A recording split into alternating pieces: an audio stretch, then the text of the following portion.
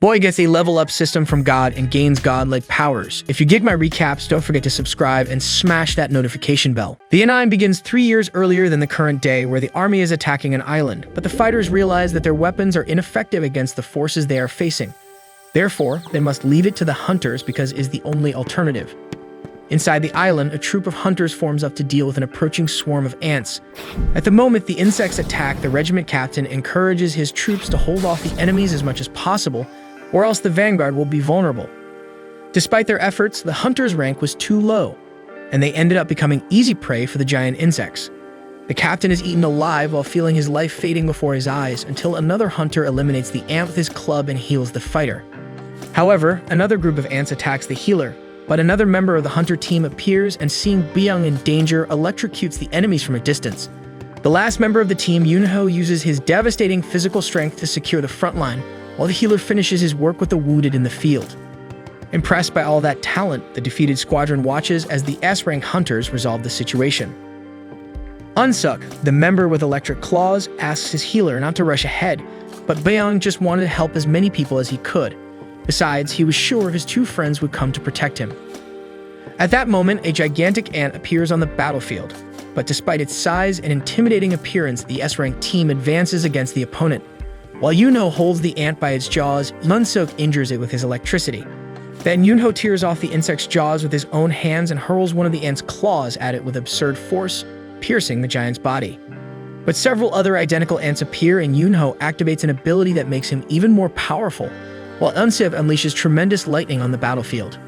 The amount of power is so great that it can be seen from the other side of the island, where the commander of another troop realizes that the S-rank has arrived in time. Nevertheless, Master Choi had his own battle to win, and when the enemy horde approaches, the leader burns all the weaker ants and orders his troops to advance against the rest of them. In the meantime, the context of the situation is explained.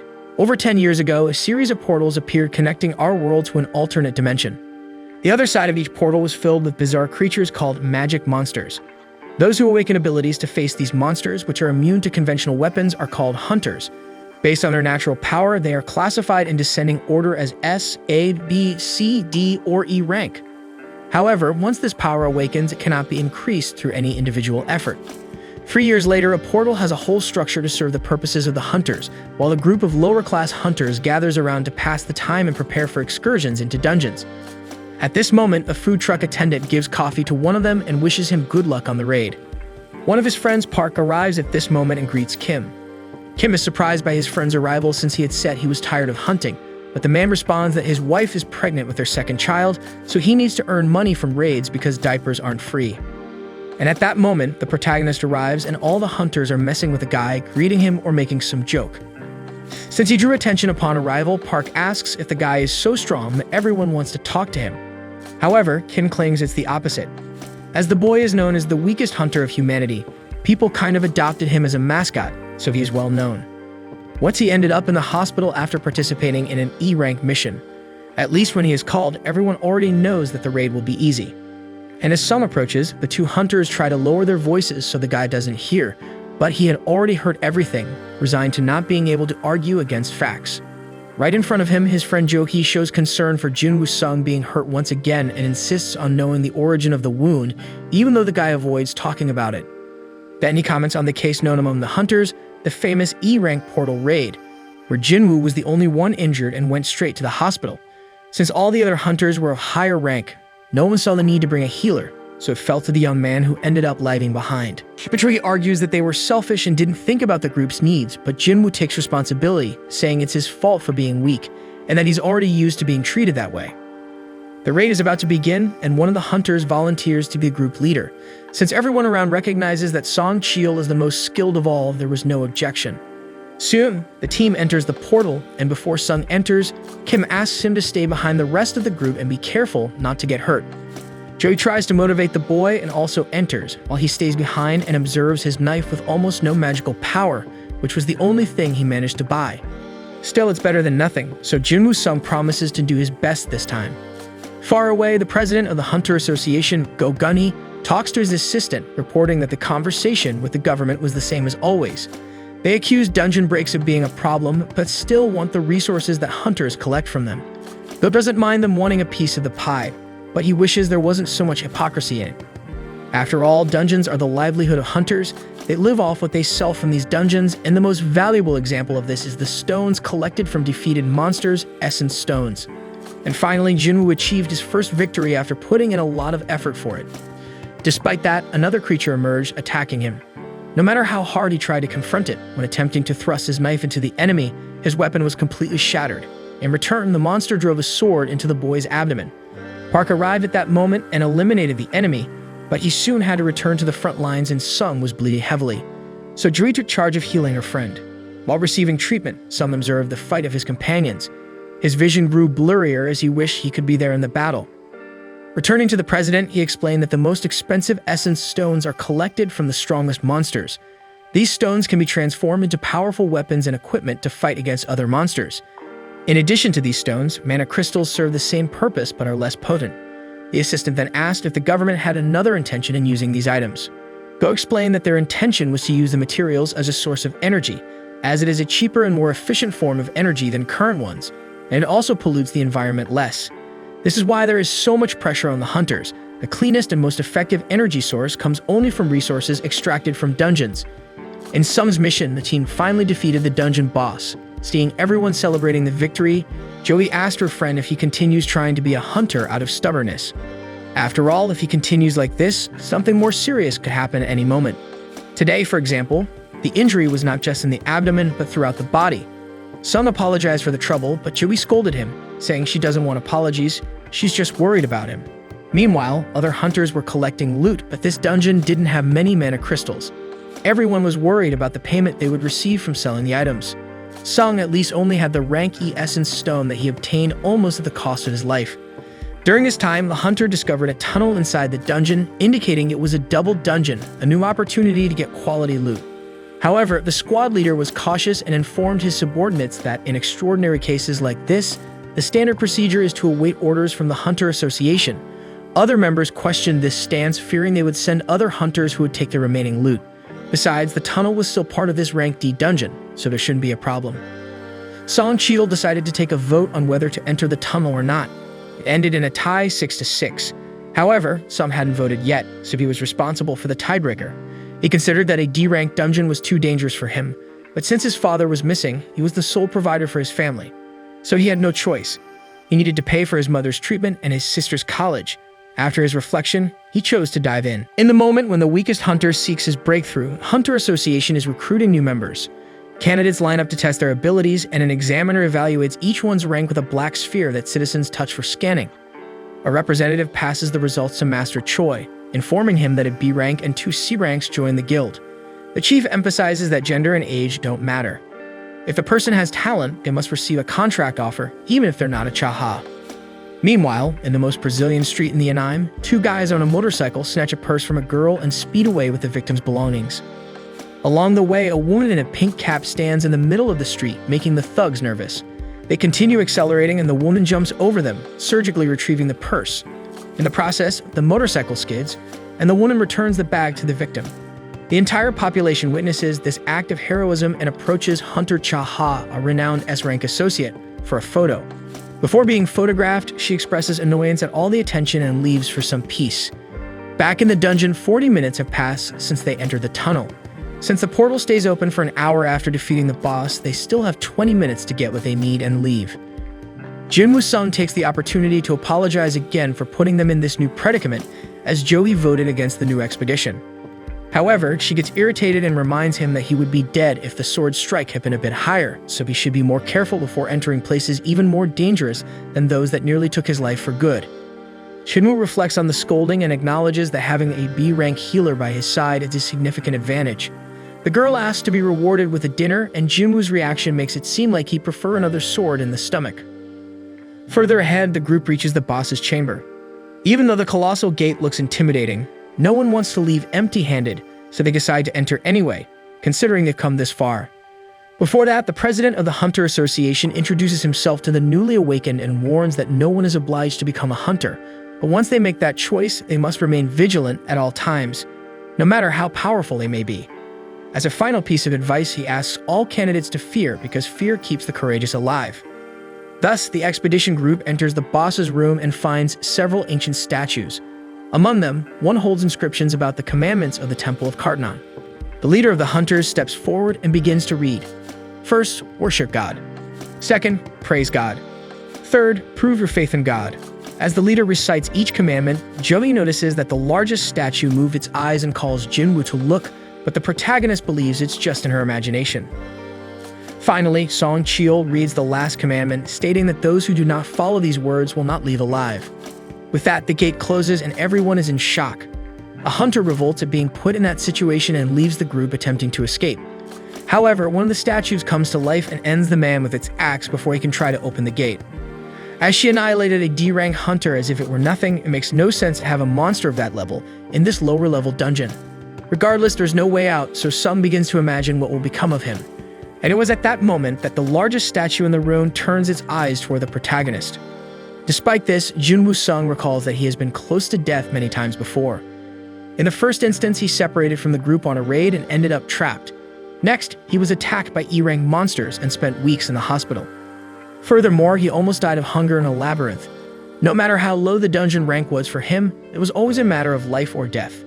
Unlike more skilled hunters who can defeat strong monsters and obtain rare items, all he had was a useless knife, and since it broke, he'll have to fight empty-handed.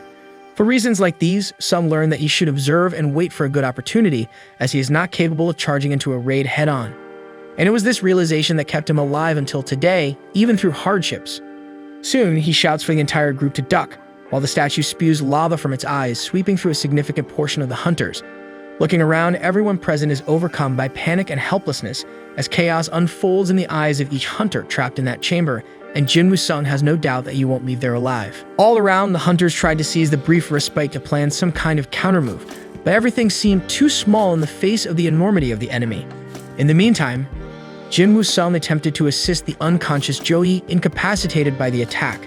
Song Cheol expressed gratitude to the young boy for his insight, acknowledging that he had anticipated the attack, instructing everyone to take cover, thus saving some lives. Jinwoo observed their leader and noticed his arm had been torn off. The experienced leader bravely tried to keep the young man calm, reassuring him that clenching his teeth would make the pain bearable. However, they needed to stop the bleeding before things took a turn for the worse, so Jinwoo did his part and covered the wound with gauze. During this act, Cheol mentioned he would have asked for treatment for Jogi, but she didn't handle pressure well and usually participated only in easy raids despite being a B-rank healer. He shared that he had been in 2 B-rank raids himself and had no doubt that this enemy belonged to Class A, maybe even S. As for the temple commandments written on that plaque, they likely referred to a deity represented by the statue. Along with the portals, various supernatural phenomena began occurring in the world. Some of these phenomena affected the hunters, while monsters behind these portals accumulated unimaginable powers.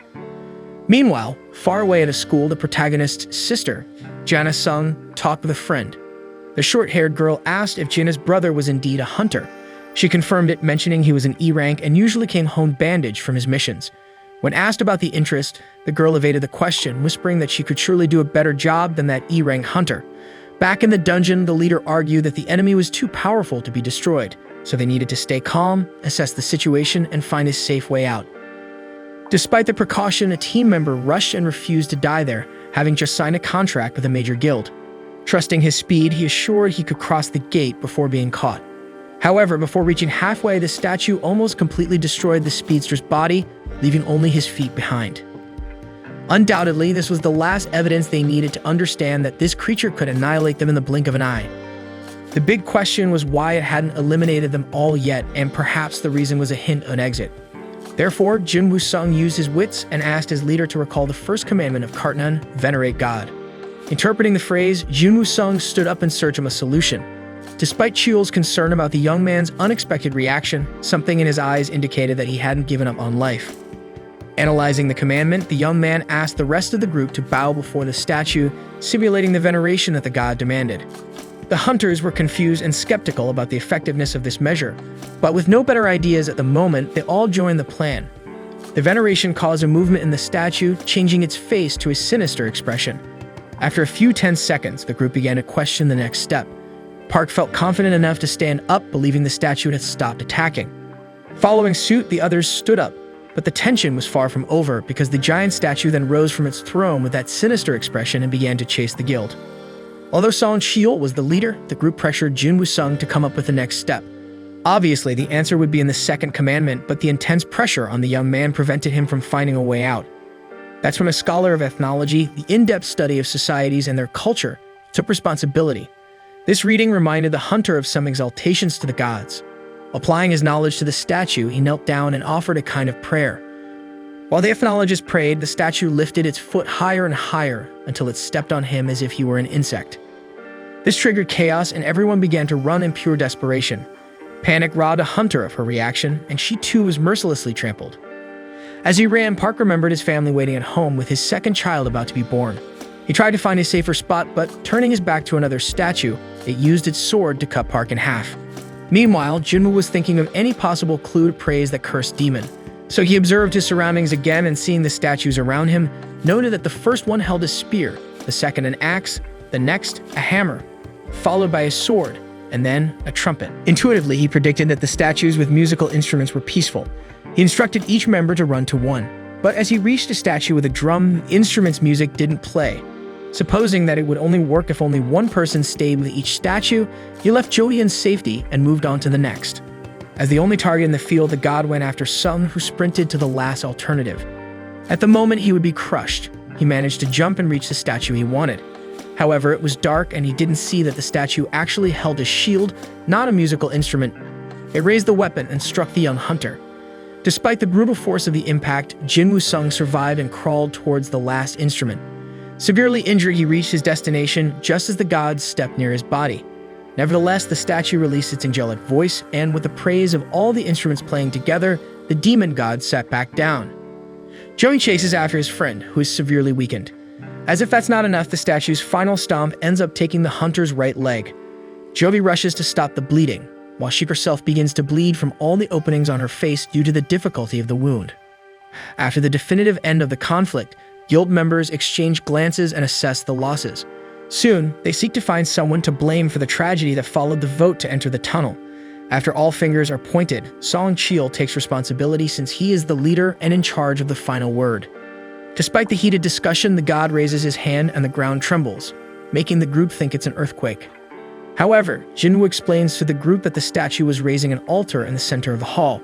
As in many myths and cultures, gods demand sacrifices and offerings in their name. Following the third commandment, the next step is to prove your faith in God. In these moments, men need to distinguish themselves from boys, and Kim takes the first move, pointing his sword at Cheol, as he should bear the dishonor of failing in his leadership. Other members try to stop the action, but the leader himself surrenders to the sacrifice and goes to the altar. Their flames ignite around the ritual, but as nothing else happens, Jin Woo-sung asks for help to examine the altar closely. He spends some seconds trying to discern the next step, but with little success. Finally, he considers the possibility of someone coming to rescue them if they continue to wait. However, as the portal has been open for 7 days, the group fears that the statues may start moving again at any moment. After all, it takes a week for the portal to open completely. This process is called a dungeon break, and when it happens, monsters can cross over. In their case, if they fail, the demon god can enter the real world. Unaware of the ongoing events, Gina Sung visits her mother, undergoing painful treatment. Even with her unconscious, Gina updates her on recent matters, discusses her friends, and talks about the national exam results. Then, Jin Woo-sung calls the other members into the altar's circle, anticipating that they will need one person for each flame. Once done, blue fire surrounds the circle and the gate opens. However, the statues in the hall emit a strange glow and move toward the center, leaving the group uncertain about the next move. At this point, Jinwoo discovers that the statues stop moving when you keep your eyes on them. Therefore, everyone must keep their eyes on the enemies until they figure out an escape. However, one hunter panics and decides to run for her life, leaving everything behind. As she crosses the altar line, one of the flames extinguishes and the gate closes a bit.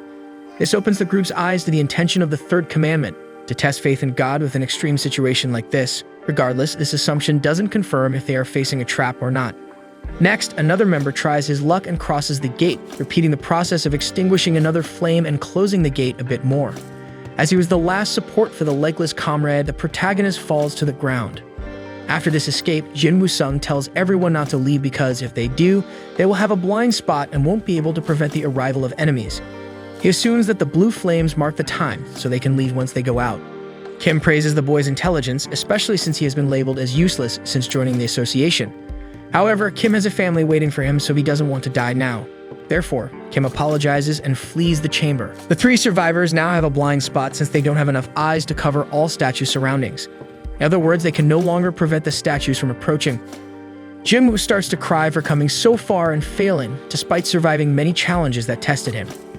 But before the end, Song Cheol tells the two young ones to leave. According to him, it's evident that the gate will close after the penultimate survivor leaves. Since the two still have a long life ahead, they should go.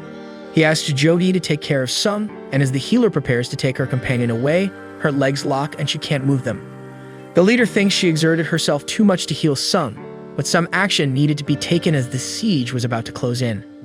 For this reason, Jinwoo Sung tells Cheol to carry the healer outside. The leader starts to argue, but the protagonist insists loudly that he should take her immediately because there is no other alternative, considering he is without a leg. Jo panics and tries to convince her friend to change his mind, but his response is to give his magic stone to the girl, considering she had invited him to lunch earlier. With this, she can earn some money and buy a special lunch when Jinwoo returns. He promises to get the change from her. Even so, Jui continues to protest, but with no more time to spare, Song Cheol knocks out the young girl and carries her outside. And as soon as the two leave, Jinwoo Sung is alone with all those statues around him, without his leg to run, just waiting for his end, sitting and defenseless. Despite everything, he feels it should have been like this from the beginning. After all, he has always been the weakest hunter. If he knew it would be like this, he would have definitely taken out a higher life insurance policy. Finally, he raises the sword left by Kim and intends to take at least one enemy with him. At that moment, a statue throws its giant sword at the boy, but it sticks into the altar near him. Another statue hits the ground, causing Jinwoo to roll with the impact, leaving him completely exposed to the enormous enemies. With that, the next blow is accurate, tearing off one of the hunter's arms. Praying for his end, the boy remained on the ground with no reaction, just lamenting not having another chance to do things differently. Meanwhile, another statue crushed his body with its hammer, breaking his bones. At that moment, despite the pain, Jinwoo Sung is proud of having at least reached this point. As he tries to stand again, a colossal statue pierces his right shoulder completely, impaling the boy on the wall. Miraculously alive, he spends his final moments harboring hatred for hunters like Kim, despising the fact that he said he couldn't take it anymore and had to leave. After all, it's logical that nobody could endure being there anymore. He was just justifying his own selfishness. It's always the most selfish ones who benefit the most. Jinwoo has a terminally ill mother, but even so, he decided to sacrifice himself for the group, leaving her and his sister alone, only to end up being massacred in the most painful and lonely way possible. Next, the sword-piercing Jinwoo is lifted high, causing extreme pain to the hunter, who is then thrown from a height of 20 meters and falls backward onto the sacrificial altar. His blood flows rapidly from his body as he cries and changes his mind. Now he feels that he doesn't want to die anymore, but it's too late. One of the statues then delivers the coup de grace to the protagonist, extinguishing the last blue flame. Following this, a screen opens with a notification about a secret mission called Courage of the Weak. This notification alerts someone that they have acquired the necessary qualifications to be a player, and then asks if they accept. Once the proposal is confirmed, another screen opens, warning that this person's heart will stop in 0.02 seconds if they don't accept, and then other options between yes and no are presented on the screen. In the end, the player goes ahead and accepts again. Suddenly, Jinwoo Sung wakes up in a hospital bed. Desperate, he looks over his entire body, recalling the limbs that were crushed by the giant statues. However, his body was intact with all his arms and legs, and there was no sign of the chest puncture. At this moment, two men enter the room, and one of them introduces himself as Woo Jinchul, the administrator of the surveillance team of the Hunter Association. Beside him is an assistant named Kang Tashik. First and foremost, Jinwoo Sung wants to know what surveillance wants with him. Woo informs him that the boy was unconscious for 3 days. As for his mission companions, Song Cheol lost an arm and probably won't be able to work as a hunter anymore. Lee Jo-hee, on the other hand, is traumatized and receiving psychiatric treatment. Due to her condition, the administrator is unsure if she will continue in the profession. Considering that only 6 hunters survived this dungeon, and everyone knows it's a very dangerous job. Despite the tragic outcomes, Woo mentions that such incidents are rare. Now regarding why they are there, when the White Tiger Guild arrived at the location after being informed by the survivors, they only found Jinwoo Sung lying on the ground, with no trace of the statues or the temple described by the survivors. However, since there was no inconsistency in the report and the remains of the deceased were at the scene, Jinwoo's group was removed from the list of suspects. By the way, the administrator asks if the boy had his second awakening. The awakening determines a hunter's power and it's supposed to be unchangeable. However, in rare cases, a hunter can undergo a second awakening. This bypasses the rule of immutable power and can elevate a hunter to rank A or even S. To measure the protagonist's new strength, a manometer is brought to him. Since he survived instant death level monsters, it's highly likely they are facing a new prodigy. After Jinwoo places his hand on the device, the screen displays the number 10. He was excited to discover his new rank and insists that the surveillance team reveal the result quickly. However, Woo Jinchul informs him that he misunderstood and apologizes to the young man. Outside, Kang Tashik seems frustrated with the test result. Even E-rank hunters can reach up to 70 points on the meter, so it's as if Jinwoo Sung is just a civilian based on his score. While Kang expresses his dissatisfaction, Woo Jinchul thinks that the dungeon has disappeared, and there's no way to explore it again to figure out how that boy survived. Back to the young man, he laments not getting a good score as he was hoping to level up. But above all, Jinwoo is confused that no one asked about the strange interface that looks like a video game, indicating that he had an unread message. This makes him think that only he can see this thing. He tries to touch the interface, but realizes it's not a touchscreen.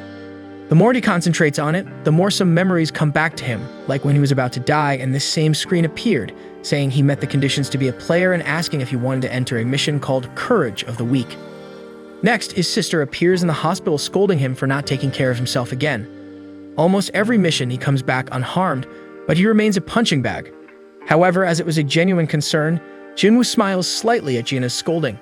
This leads her to think she's being sarcastic, so she threatens to quit studying and get a job if he continues to get injured, as one day, he'll end up crippled and unemployed. Acknowledging his sister's point, Jinwoo agrees to take it easy and then asks if Gina can see the strange interface in front of him. She thinks a doctor needs to examine his head but plays along. As a gamer, Jinwoo explains that this interface looks like a virtual game, asking what to do when an unread message notification appears in a game. Gina explains that normally you just open the message box.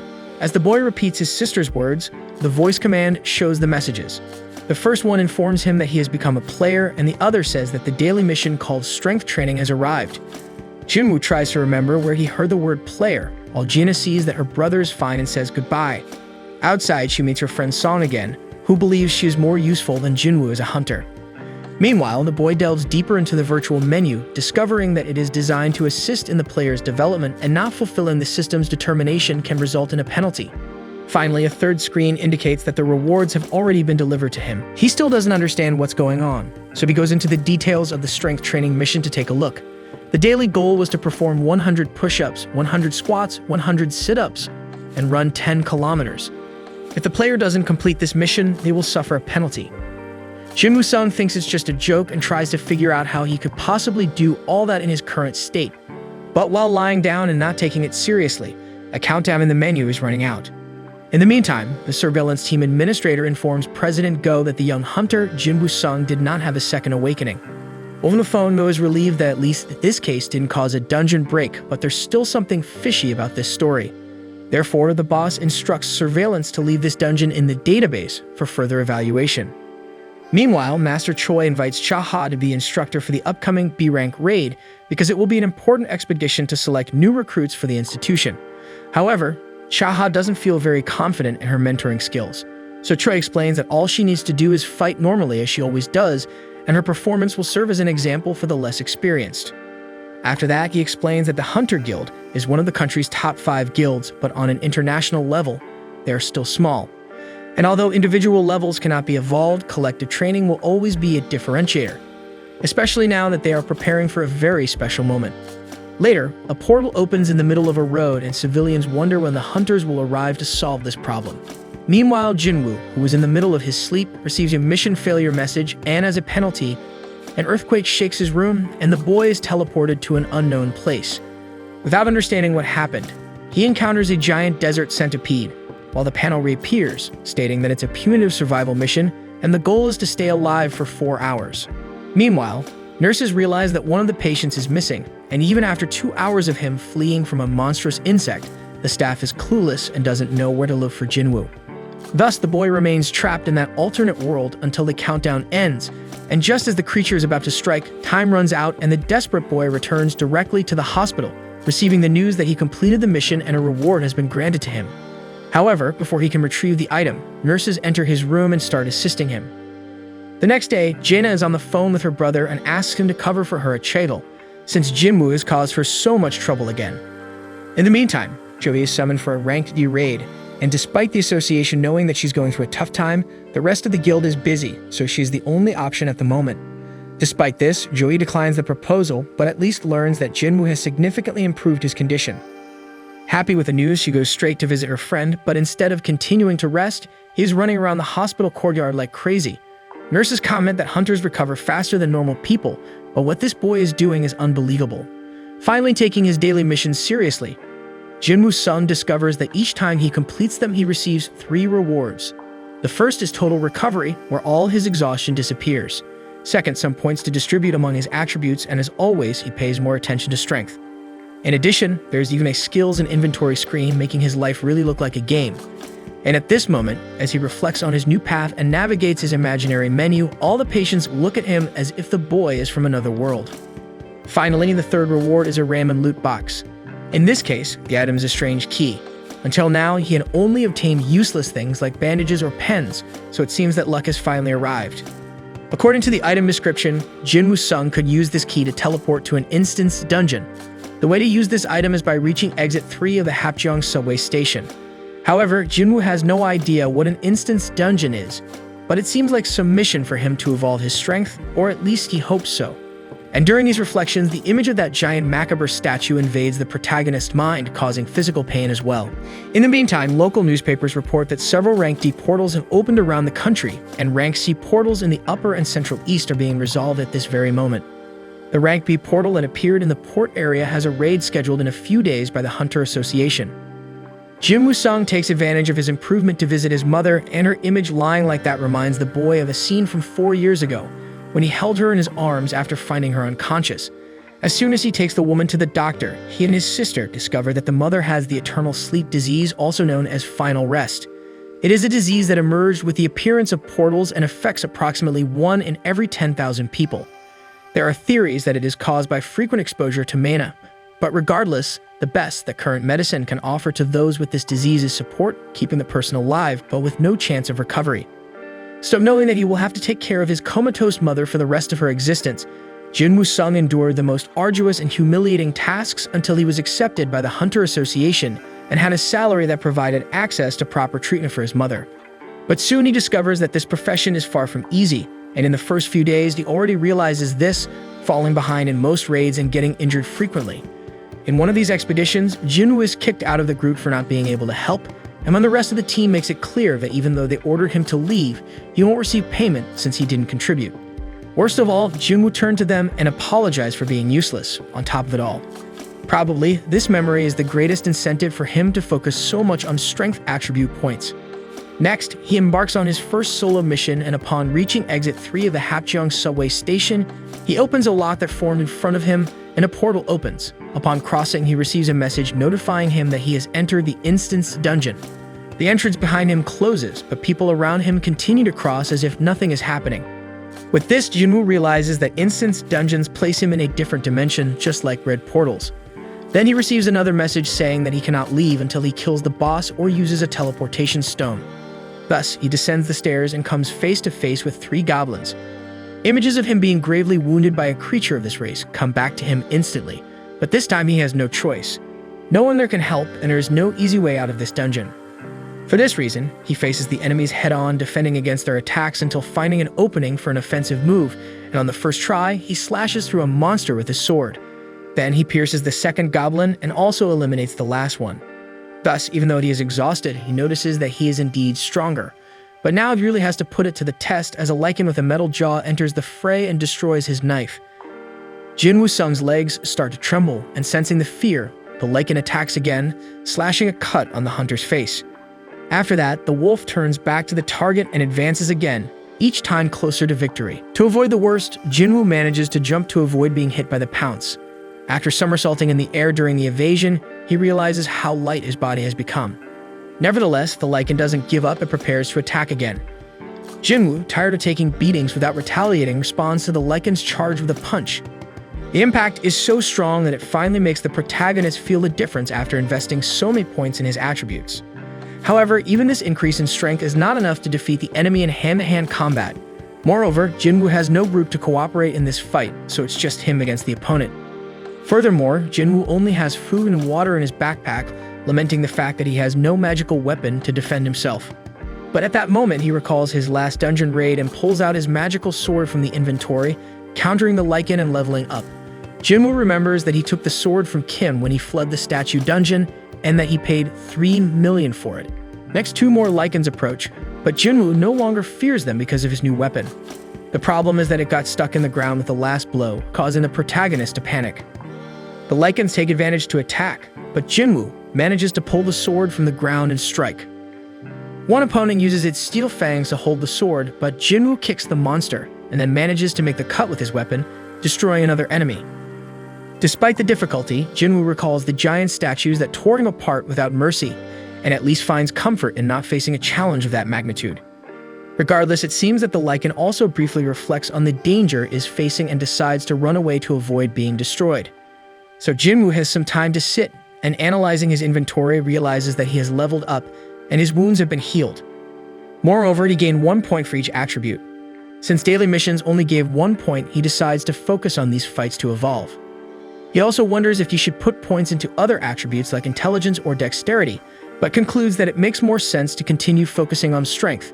Even with only 32 points in this attribute, he already feels his body much lighter. In the end, although he is not sure, he supposes that the higher his basic attributes increase, the more points he will gain. This gives him hope that one day he will truly become very strong. Then he looks for essence stones in the loot, but no such item is found. At least he discovers that there is a shop in the inventory, although newcomers cannot buy items. So he sells a Lycan Fang he found in the spoils and gets 20 gold coins. Jinwoo knows he needs to clear this dungeon before his food runs out, but he's not sure if he can defeat a boss alone, even if it's an E-level dungeon. He could find the teleportation stone, but he has no idea where to look. Therefore, the best idea is to level up in this dungeon until he can face the boss. To continue on a positive note, dozens of Lycans approach the boy and attack him, but even in the face of so many enemies, he feels no fear because he has already witnessed his own death once. Therefore, he engages in combat and manages to get rid of some creatures. He knows that even though it is not easy to defeat him, it is also not simple to deal with so many Lycans in a group, so it is always valid to be cautious. At this moment, he remembers when he struggled in normal jobs until he received the news that he qualified to be a hunter. He hoped to pay for his mother's treatment, but then remembered the moment when he was killed by the giant statues. With these memories in mind, Jinwoo promises to fight with intensity and advances against the opponents. He kills so many Lycans that, in addition to leveling up several times, he earns the title of Wolf Slayer. Meanwhile, some city pedestrians notice that a tunnel is becoming dangerous and wonder when the Hunter Association will do something about it, as there is a real risk of a dungeon break. Back at the station, Jinwoo sees that his sword is cracking from excessive use, so he wonders if it's time to leave. Meanwhile, his manga explains that players who achieve the title of Wolf Slayer have a 40% bonus in all attributes against animals. In addition, he sees that he has obtained 34 wolf fangs, 2 worn daggers, and a traveler's cape. But last and most important, he notices that he has obtained the teleportation stone. The acquisition of this item rekindles the doubt of whether to leave or not, but Jinwoo is afraid of not having another opportunity to gain XP so quickly again. According to Jinwoo Sung himself, he feels like dancing in the palm of Buddha's hand, considering everything he is experiencing without having any idea of how he got there. Meanwhile, Joey receives another call from the Hunter Association, being informed that the portal she was invited to defend has fallen victim to a dungeon break. She feels guilty for having refused the call, and remembering Jinwoo's determination even in the difficult situation he was going through, decides to help once and for all. The association was lacking healers in this battle, and the city was in great danger. Jinwoo continues to evolve non-stop until these hours of experience make him realize that enemies with white names are weaker than him, while orange ones are at his level and red ones are more powerful. He has leveled up so much that even the Lycans now have white names instead of the red ones they had when he first arrived. However, even though he has evolved so much, Jinwoo feels that he cannot defeat the boss down the staircase. Perhaps due to his increased perception, the feeling that he has no chance becomes more vivid. However, even though this monster gives him chills, he has reached level 15 and probably won't be able to level up in that dungeon. Moreover, the sword is becoming increasingly cracked, so it would be better for him to stop using it recklessly and go straight to where it really matters. Therefore, he descends the long staircase of the station until he reaches the lowest floor, and as soon as he steps there, A giant, fast creature crosses underwater to throw Jinwoo against the wall and break his sword. The boy rises and sees that he's in front of the Swamp King, the blue Kasaka of poisonous fangs. Even though Jinwoo has evolved a lot, the boss's name is still Orange, and just by looking at the creature, he realizes that he won't be able to pierce those scales with just a sword. Therefore, the strategy is to endure the heavy attacks from the snake until he discovers a weak point. The problem is that, until that moment arrives, he needs to survive, and the way things are going in this battle, he might not be able to do that. After several powerful attacks in a row, the giant snake throws an entire train carriage at the protagonist, and this display of power makes him feel small, even after putting so many points into strength. Ultimately, he wonders how many points he'll have to invest in this attribute to stop being seen as a joke. Speaking of which, he remembers when he was called the weakest hunter in humanity. In an old memory, a man encourages Jinwoo not to care about that nickname and to focus on proving to everyone that he is not what they say he is. Throughout his life, he has been ridiculed, and it made him feel ashamed of himself. When you are strong, you can handle challenges, help others, and be respected by those around you. On the other hand, when you are weak, you depend on the help of others and end up becoming a burden to your team. Society looks down on you, and even if you are intelligent, empathetic, or creative in the face of the strong, all of that becomes invisible. In the end, empathy doesn't win battles, and that's why Jinwoo was so determined to become the strongest of all, to prove that he can make a difference. So he tries to climb the snake's scales, even without conviction that he would gain anything from it, but he's quickly thrown to the ground again. However, as he rises once more, a blue aura envelops the protagonist, and he knows well that this enemy before him is nothing compared to the terror he experienced with those statues. This mentality brings the necessary determination for him to keep fighting, and this time with more confidence. After climbing to the top of the snake, he manages to leap onto the back of its neck, and with the blessing of his numerous strength points, he begins to crush the scales of the blue Kasaka with his bare hands. A snake tries to escape the opponent in every possible way, but Jinwoo Sung's strength is so great that the creature's head is severed. Exhausted, Jinwoo sees his own blood flowing throughout his body with the absurd effort he's exerting, while the gigantic monster lies dead in front of him, and his virtual menu indicates that he has leveled up several times. Moreover, he is rewarded with a dagger made from Kasaka venom. In addition to having double the damage of Kim's sword, it has paralysis and draining bonuses. On the other hand, Jinwoo is afraid to use a venom gland he looted because the effect of this item is to harden the user's skin, but at the cost of the muscles being affected by the Kasaka's venom. So he leaves this item stored away while receiving the notification that the dungeon has been cleared, and for this reason it will be restored to its original state. With everything back to normal, Jinwoo leaves the station and comes face to face with a soldier warning that the boy shouldn't be there after all. You should already be aware of what happened with the latest news. But shortly after this statement, the soldier notices the sword in the boy's hand and discovers that he is a hunter, and for this reason, he apologizes for everything he said and takes Jinwoo Sung directly to the ongoing battle. During the walk, the protagonist sees the wreckage of a dungeon break along the way, and the soldier warns that almost everything is under control, but the most dangerous creature is still missing. Through his perception, Jinwoo feels that this monster is nearby through a blue light shining in another part of the city. On the other side of the buildings, a huge golem terrorizes the city, while ordinary citizens are controlled at a safe distance, and the hunters take the front line against the invader. The commander of the hunters tells the healers to do everything to keep the tank standing, but the damage dealers of the group are not managing to hit the monster enough because they need hunters who use magic. Jinwoo notices that this group was put together hastily, so they have no synergy together. Moreover, there are 6 rank E and 2 rank D, so they are too weak for such a threat. Despite all this, he sees a rank B healer in the middle of the battlefield. It was Joey being urged by the other healer in the team to do something useful since she was paralyzed by fear. She tries to cast a healing spell, but the image of the evil statue invades the girl's mind and shakes her again. Jinwoo observes the difficulty of his friend and does not judge her because, in addition to witnessing the same trauma, he was once like her, consumed by fear and unable to react. However, not anymore. In the face of this creature, Jinwoo knows that it is of rank D, just like the giant snake at the station, so he has a chance to help in the fight. Therefore, he leaps towards the enemy to support the hunters and breaks the enemy's defense to leave it vulnerable. Thus, the rest of the group attacks and causes real damage to the opponent until they destroy the golem. The team's tank is amazed at the power of whoever threw that magical sword, considering that a group of 10 hunters was having so much difficulty facing this enemy, even in good numbers.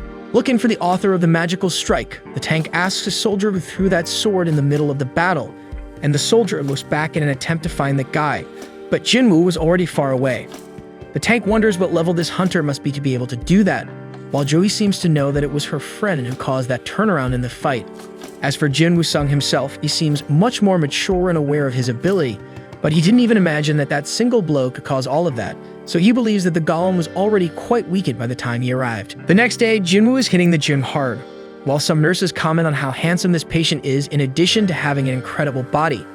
When this patient arrived, he didn't attract much attention, but he hasn't stopped exercising since then and got ripped, and that happened too quickly for the short time he's been there. Shortly after, one of these nurses enters Jinwoo's room and sees him shirtless. She feels embarrassed for being attracted to the guy's body and ends up speechless, but soon she composes herself and informs Jinwoo that he'll be discharged today, asking how he's feeling. He replies that he's feeling great thanks to the nurses and her colleagues' work. The nurse thanks him for the compliment and informs him that he should go down to the reception so they can take care of the paperwork. Jinwoo feels grateful for the care he received and heads for the stairs, but before he leaves, the girl gathers courage and asks for his number. Innocently, Jinwoo thinks it's to send the test results to her after discharge, so he gives his contact to the girl. Meanwhile, on the Ultra Morning newspaper, the presenter receives a very special guest named Bak Yoon-ho, one of the country's 7th-rank hunters. Due to his high level, the presenter asks if the hunter's daily life is very hectic and wants to know what he does when he's not in dungeons. Bak replies that every day is a training day and that it's necessary in addition to always being in combat to keep reflexes sharp. But in his case, he has developed the habit of training all the time because he used to be a firefighter, and in that profession, the smallest mistake can cost a companion's life, and that thought has always guided his path. Jaina was watching this program before leaving for school, but she soon realizes it's time to leave, so she was to say goodbye to her brother. He had just woken up, so she informs him that yesterday's leftovers are in the fridge while noticing her brother's ripped abs. Therefore, she asks if he's been working out and if the gym makes you taller, since he seems taller now. Then she jokes that she didn't know men grew even after they got old, and then she gets ready to go to school. Before she leaves, Jinwoo reminds her to take an umbrella, but Jaina finds it too heavy, besides it's very sunny today. However, Jinwoo is devoted to the popular saying that prevention is better than cure, and stuffs the umbrella into his sister's backpack. With Jaina's departure, Jinwoo opens his training menu and sees that he has already completed all the day's tasks, except for the 10-kilometer run, which he left for later. As for the muscles he developed, he wonders if they are the result of the strength stats he has focused on more, or if he'll end up looking like a bodybuilder if he keeps working out. And speaking of that, he hasn't used the points he gained from the last level. Reflecting on where to allocate them, he concludes that strength is the most important to him, but that absurd damage is useless if he doesn't hit the blow. Therefore, it seems like a good idea to invest in agility. Vitality is good to have, and perception has been very useful, but he's not sure about intelligence. It seems to be related to magic, so he's not sure if he needs it. Anyway, he decides to level up strength, agility, and perception. Right at that moment, the owner of the house he rents calls to collect this month's rent, as Jinwoo hasn't paid yet, and the tenant promises to pay as soon as possible. After ending the call, the protagonist looks at the screen of his cell phone and wonders if this experience he's going through is some kind of second awakening, but now that he can easily kill goblins, maybe paying the rent shouldn't be a much harder challenge. Instead, he prefers 1,000 times to face a battalion of goblins. And maybe that's the solution to paying the rent, so Jinwoo enters a hunter's app, where they act in raid services in exchange for money. Jinwoo is looking for a higher level challenge to score some good money, but he imagines that nobody will accept a rank E in this type of difficulty. For this reason, maybe it would be better for him to ask for a revaluation and, who knows, rise in rank to have more chance of getting higher paying jobs. However, Jinwoo remembers that he underwent a red awakening, and that this is extremely rare to happen, and the fact that he is a hunter who can level up would attract all the world's attention, and the press would throw all the world's expectations on his back.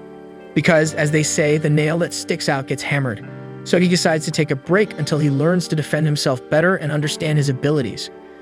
And in the meantime, a notification arrives on his cell phone. Hours later, Jinwoo had just completed his daily run and went to collect his reward, which besides full energy recovery and plus 3 attribute points, gave him a random loot box. Then, a group of hunters approaches and their leader, Hwang Dong-suk, is the first to greet Jinwoo. A guy who was right behind recognizes Jinwoo, remembering him as the weakest hunter in humanity. The other members of the group start laughing, but Dong-suk tells them to stop clowning around and apologizes to the newbie for the comments. Despite this, the boy doesn't seem as psyched as he used to be in the past and soon asks the team leader about the next steps. Dong-suk informs him that they're going to a C-rank dungeon and they need at least 8 people to enter, and at least half of those 8 need to be rank C. Since Jinwoo won't fight, he won't be entitled to a share of the loot that they will pay 2 million for participation. As the man spoke, Jinwoo analyzed that the group has 4 C-rank members and 2 D-rank members. So he agrees to the terms and asks what his role is in this raid, and the boss replies that he'll carry everyone's luggage such as food, clothes, and equipment in addition to a first aid kit. Jinwoo asks if they intend to go without a healer, and the leader recalls how difficult it is for independent groups to find healers, but as they've always done without a healer, they have experience with it. Jinwoo understands the reason, but thinks it's crazy to enter a dungeon with practically only tanks. Then Hwang passes the pen for the young man to sign the contract, and he reads that one of the conditions is that the group is not responsible for anything that happens inside the dungeon. Still, he signs and hands over the document. Soon after, the last member to meet the quota arrives on the team, a 21-year-old D-rank hunter named Yoo Jin-ho.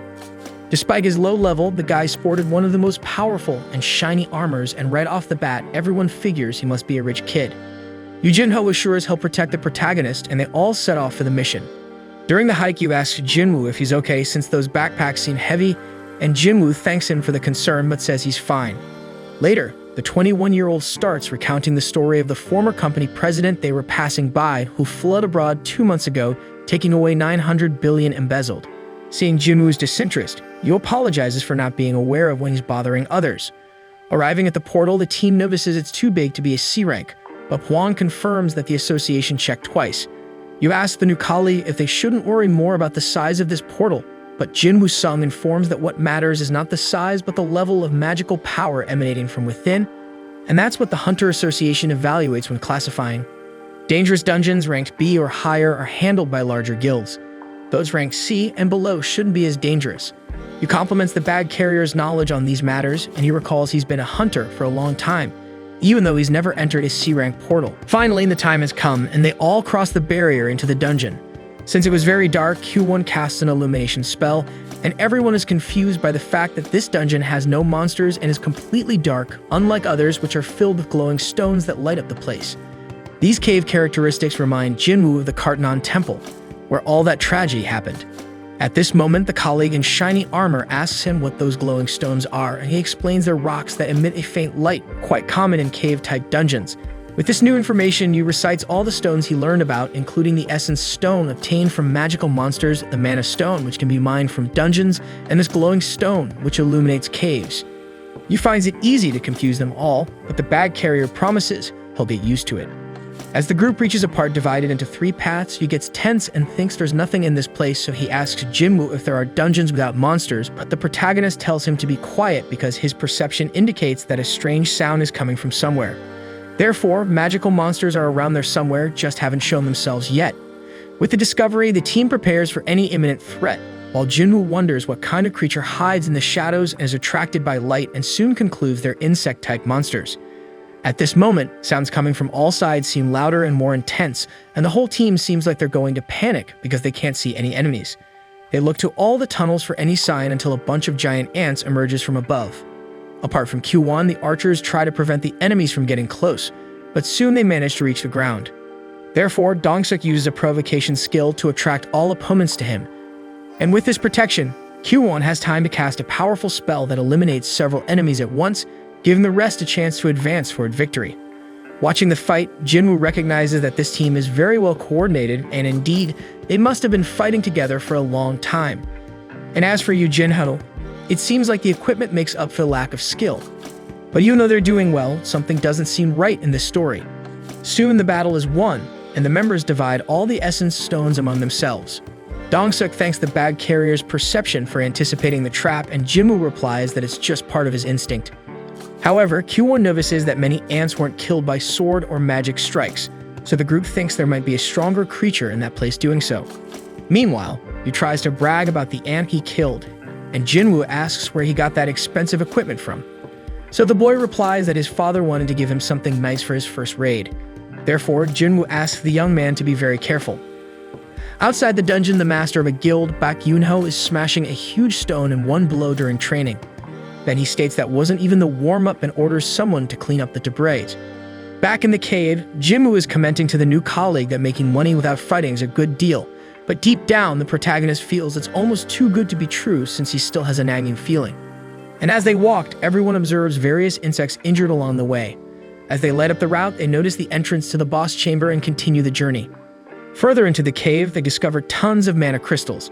Therefore, one of the members comments to Dong-suk that even his brother would be envious, and Kyuwon tells the boy not to mention the leader's brother's name. In the meantime, the leader was thinking about how even his youngest is sometimes right, and he's going to use these resources to develop his attack team and not be subservient to him anymore. Meanwhile, you had read Jinwoo's contract and is going to contest a clause with the contractor saying that Jinwoo wouldn't receive a share of the battle drops. But since the mana crystals are mined, the division should be by 8. Dong-suk smiles and confirms they'll do that, but first they need to deal with that giant spider up there. And since the portal closes once the dungeon boss is destroyed, everyone needs to mine as many crystals as possible before facing the arachnid, taking advantage that it's asleep.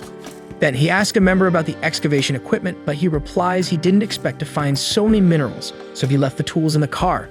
Therefore, Dong-suk decides to go back to get everything, and tells Yu and Jinwoo to stay there in the meantime since the spider is full and shouldn't wake up. Despite Yu's outrage, they leave, and at that moment, Jinwoo remembers the group's claim that they always tackle rank C dungeons without a healer, so he wonders why they didn't have any known hunters to call instead of him and Yu.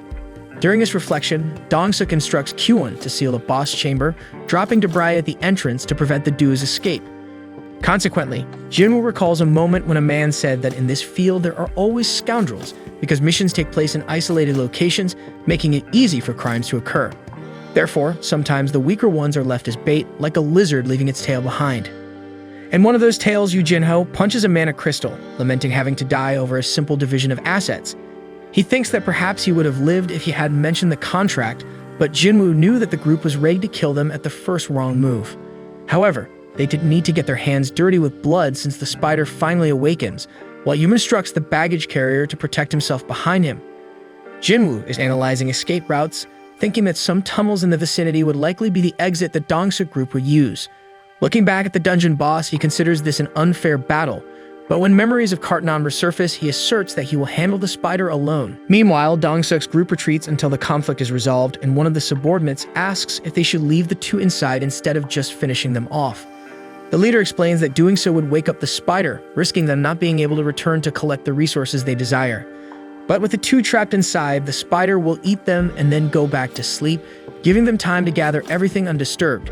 Plus, with that playboy dead, Yu Jinwoo, they'll be able to get that shielded armor, which alone must be worth around 10 million. So even if they don't have time to extract the crystals, just that will fetch a high sum. Speaking of the boy Jinwoo, ironically, Dong-suk comments that they should see which wealthy family he's from because it would look bad not to attend the funeral. Next, Kyuwon questions if the spider won't be mad because of the noise they made collapsing the entrance. Then Dong-suk responds that regardless of her mood, they are in a group and can handle the situation, unlike those two low-ranked brats, who no matter what they do will end up in the spider's belly. In the meantime, Jinwoo-sung seems confident that this won't be his fate, while Yu tries to convince the protagonist that he would need to be at rank B to defeat this rank C boss, or at least be on the same level as the arachnid, but extremely well equipped, which isn't the case. And despite the confidence, Jinwoo agrees with his companion. Even with the resurgence, he is still weak, and the bosses he faced, like the Blue Kasaka and the Golem, were of lower ranks than this boss now, which means he's facing a much bigger challenge than before. Despite this, Jinwoo-sung doesn't flinch in this situation, and something inside him keeps affirming that he can handle this spider. After all, he's at level 18, so it's worth a try. With that, he advances towards the enemy, and living up to the title of hunter he possesses, Jinwoo begins his hunt. In the meantime, Gokgani, the president of the Hunters Association, is tired of these meetings with politicians and energy companies he's forced to attend day after day since he's never been good at politics. That's why Woo Jinchul invites the boss to a training battle to relax a bit. So the Go jokes that the veterans try to retire, but the younger ones keep asking for advice, keeping the old ones active. Meanwhile, Jinwoo is seeking a way to hit the opponent since he's having trouble penetrating the exoskeleton with his sword. Furthermore, he needs to pay close attention to the spider's attacks because one of those paw strikes would be enough to bury him alive.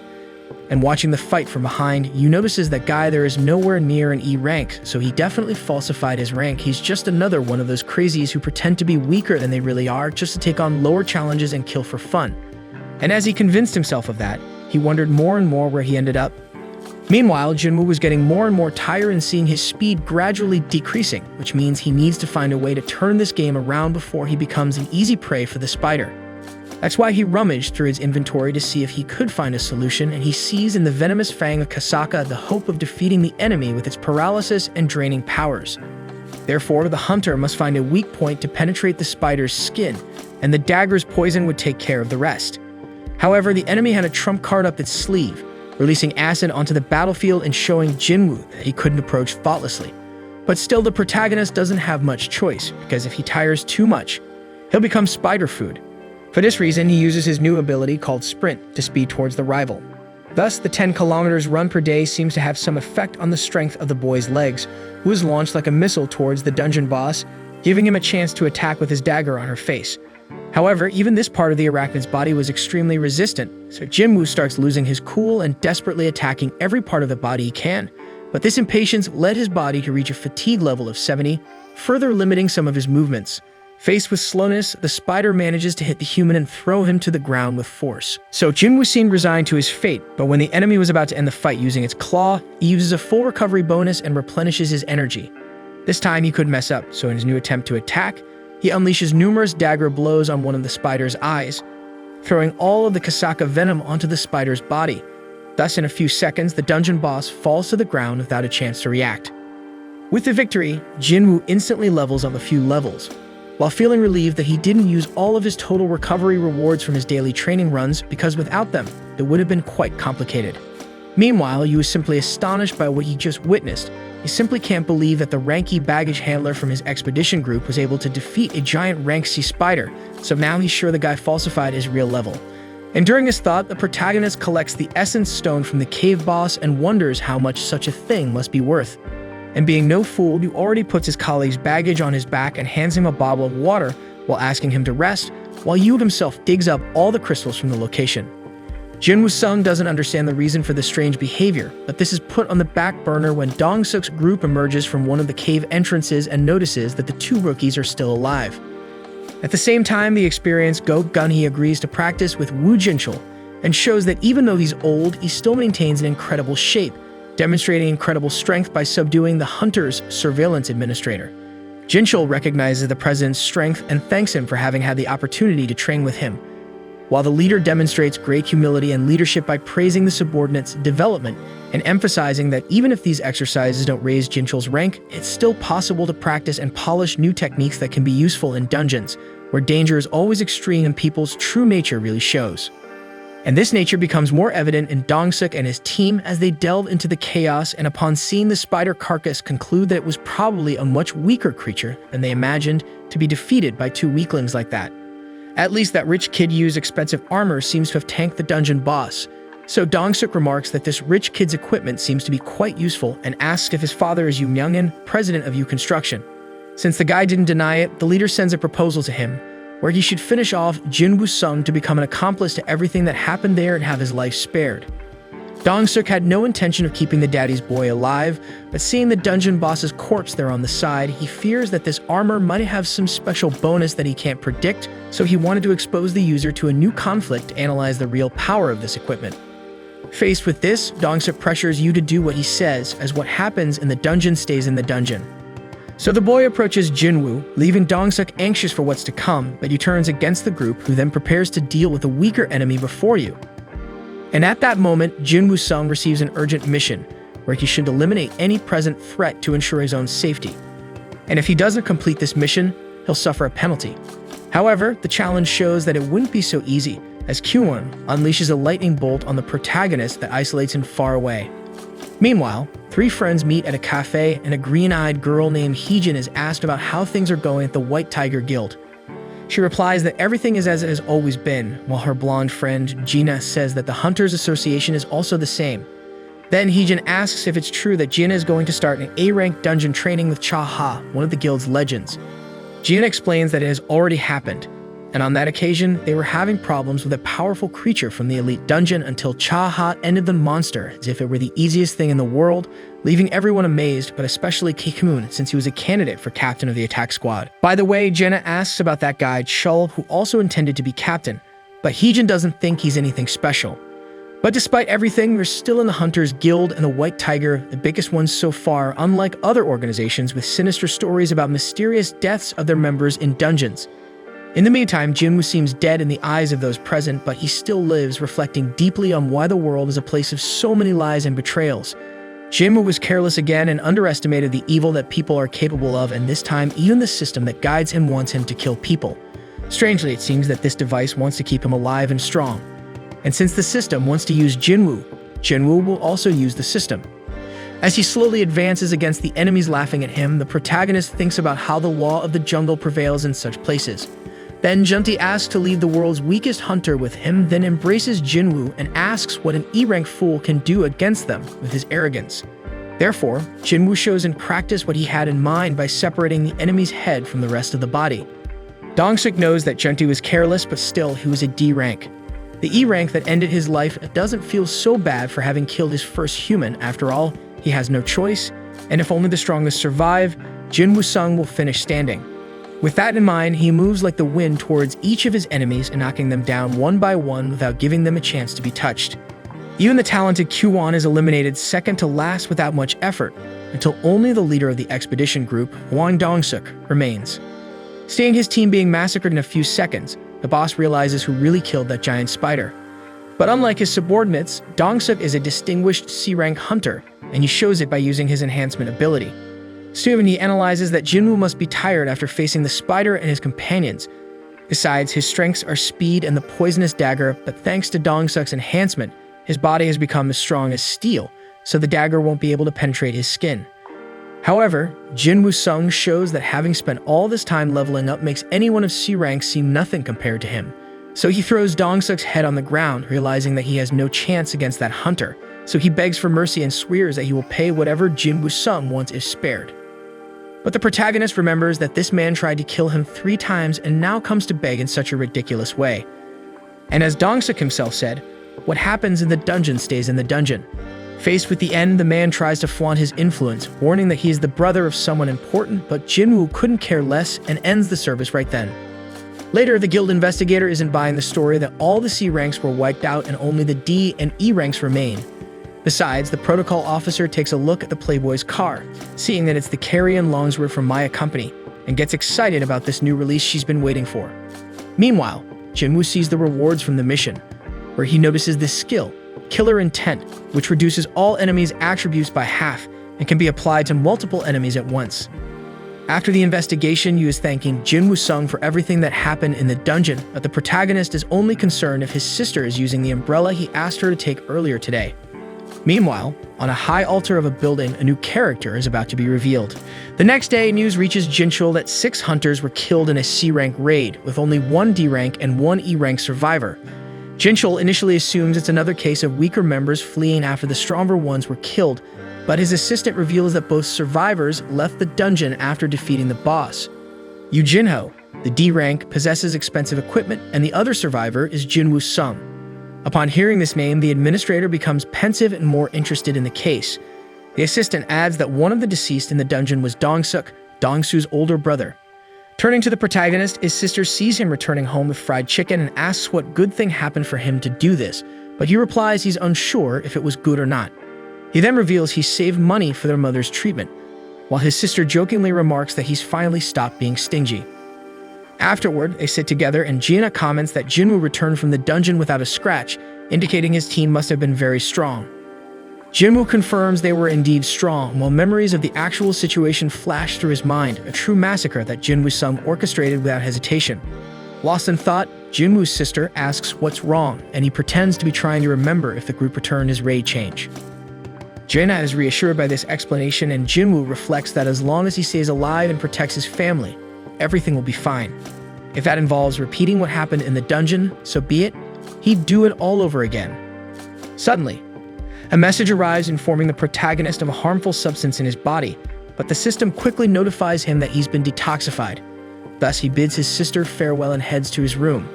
Upstairs, he realizes he can't get drunk even after consuming many cans of beer because apparently the system has a function that breaks down alcohol.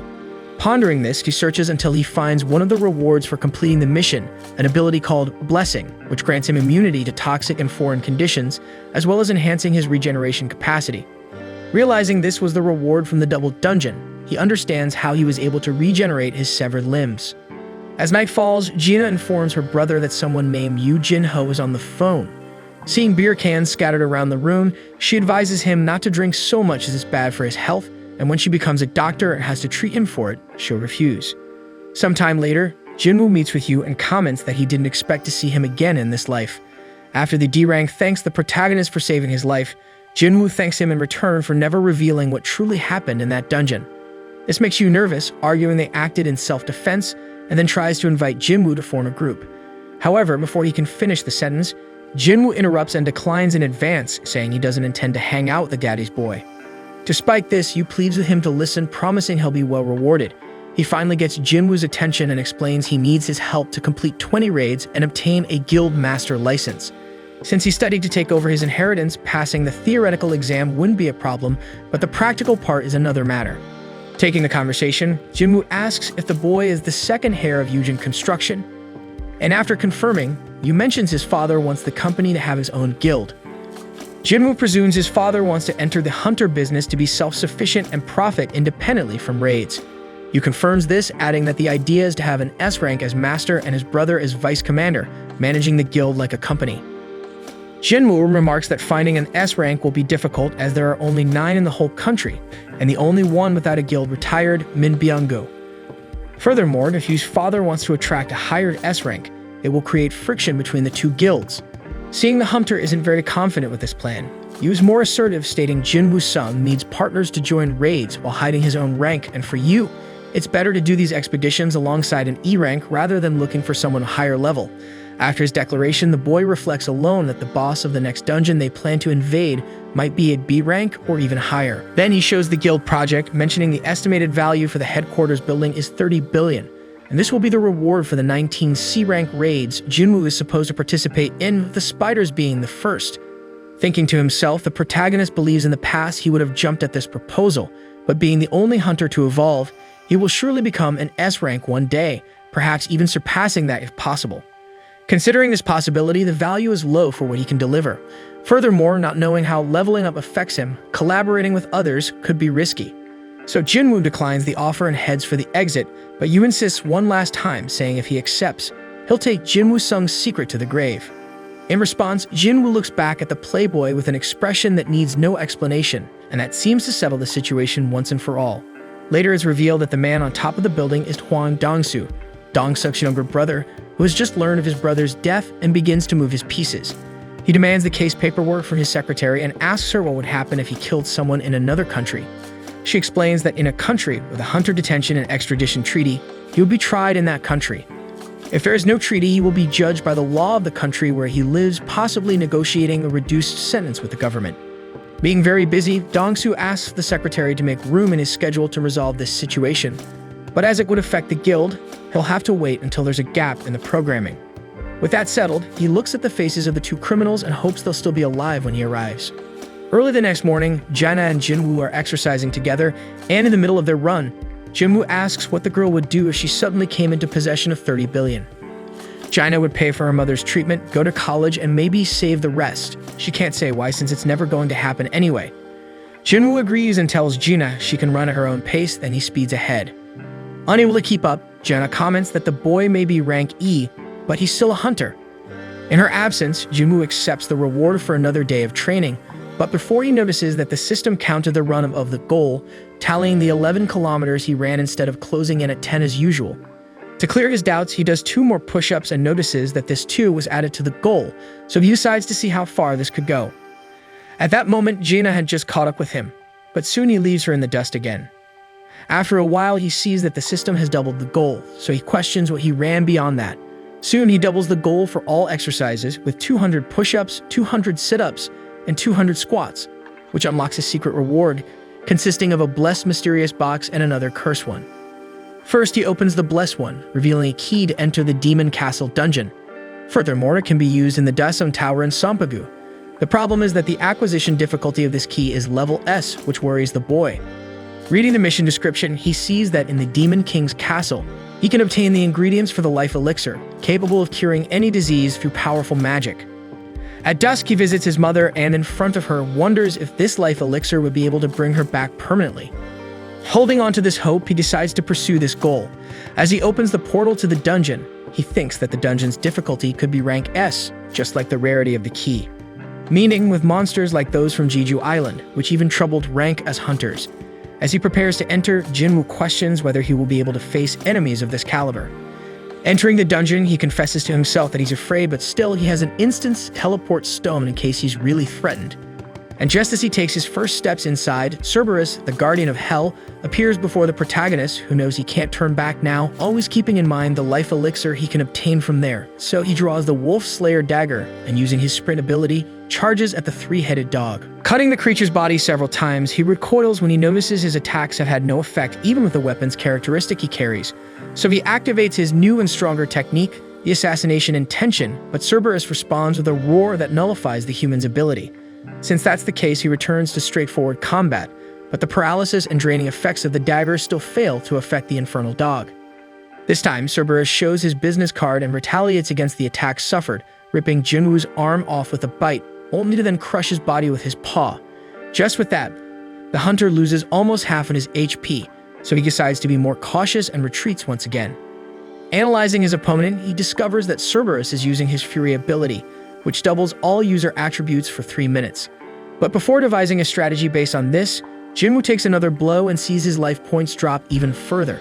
So he tries not to stand still in battle to avoid this kind of mistake. Activating his total recovery to regenerate his arm, he returns to the fight and pierces the enemy's eye. But a notification arrives immediately, warning that Cerberus is not feeling any pain. Then the dog isolates and crushes the hunter several times, who can't react to the unbeatable strength and speed of the beast. Meanwhile, Jinwoo sees his HP dwindling, and the fact that he has dropped below 30% of life has imposed a debuff on him of minus 50% damage. Faced with the massacre, the system keeps notifying the player at every moment, making him realize that this is not just any second awakening. At first, he thinks of enduring Cerberus's 3 minutes of fury for a chance, but he soon realizes that it's too risky. So he pulls out his teleport stone to bail out before things go south, but a stomp from the enemy makes the stone fly out of his hand. Now his life was near its end, and he was without the instrument that would get him out of there once and for all. At that moment, he searches the system for a solution, and he ends up remembering the store that the menu offered for potions and such. So he buys 3 basic healing potions, which heal a few life points. After that, he rummages through his inventory and sees Kasaka's poison gland, which hardens the user's skin but permanently damages the muscles with poison. However, Jinwoo remembers that he obtained the blessing ability, making him immune to toxic effects. With that in mind, he only has one option left to try, so he ingests the entire substance and sees the blessing preventing the venom's effect. Cerberus appears to finish off the hunter, but when struck again, he feels that his body suffers much less from the opponent's monstrous impact. Moreover, the dog's fury has just ended, making him feel the absurd pain of his pierced eye. Noticing the turn of events, Jinwoo goes all out, tearing into the body of the hellish animal. However, Cerberus manages to bite the protagonist, who feels his life slipping away, but at the same time, the hardening effect of the gland keeps him active. With that, he pierces the enemy's other eye several times with hatred, causing a rain of blood that extinguishes the fire around. With the victory, Jinwoo gains several levels in addition to obtaining the castle door key by defeating the Guardian and the formula to make the life elixir, with 3 items needed to create this substance. After nearly losing his life in this battle, Jinwoo knows it's best to enter this castle only after he's sure he can face what's inside, so he promises that one day he will return. As soon as he emerges from the dungeon, Jinwoo heads straight to visit his mother to see how she's doing and reaffirm his promise to make her better. There are 3 ingredients he needs to prepare the elixir of life, and all he has to do is get stronger to the level where he can enter that castle and do what is necessary for her. To finance his goal, he goes back to Yu and reverses his decision. Now he will join the boy to conquer the 19 raids, but with the condition that they both enter all the dungeons alone. Facing this, Yu loses some of his excitement and reminds his companion that 8 people are required to enter rank C dungeons, so Jinwoo explains that they could hire the other members, just like Dong-suk did, and this way they could complete their missions without anyone from outside getting hurt. And in addition, this feat could even help Yu impress his father. Therefore, Yu accepts the requirement and asserts that he will take care of the preparations for the upcoming expeditions. Meanwhile, Chaha is in the middle of her running training when she notices a man watching her and asks what he wants. The man apologizes for interrupting her training, saying he didn't know the best time to approach the lady. Then Bionville hands her a card from Yujin Construction, Yu's father's company. At that moment, the businessman was talking to his youngest son about the appearance of the dungeons, which had caused significant changes in society, such as in its perception of the economy, the media, and even politics. As for his company, this change came in infrastructure, so necessary for everyone's life. There are no more sophisticated operations without the resources provided by these dungeons, and the only ones capable of collecting these items are the hunters. In turn, they are supervised by a public institution, the Hunters Association, which recruits, registers, ranks, and supervises each of its members. In addition, they oversee the portals that do not go to auction and take care of dungeon breaks. However, the association is still just a state service, so it does not aim for profit in these endeavors. Most of these vital resources end up in the hands of guilds, which are companies that hire hunters for this type of service, making it an extremely lucrative business. Guilds like the Hunters, White Tiger, Reapers, Famed Guild, and Knights Guild are the largest in the country. In practice, they have a monopoly on dungeon profits, and the powerful owner of Yujin Construction does not want this to continue because these are necessary resources for human life and should not be in the hands of mere mercenaries who use all this money as they please. Yujin Construction has always provided services to society, and it is not going to change now, so its owner has decided to start his own guild. Listening attentively, Yujin agrees but thinks to himself that hiring an S-rank hunter to work with his brother could be very risky, but at least he won't go through it himself. At that moment, his partner was training and notices that the system is no longer counting the exercises he does above the goal. Because of this, he thinks that the cursed mystery box offered in the secret mission is out of reach at the moment, but he hopes that the random loot box he got will give him an item as valuable as the key to the Demon Castle dungeon. So he uses the item with this expectation but ends up getting a used bingo card.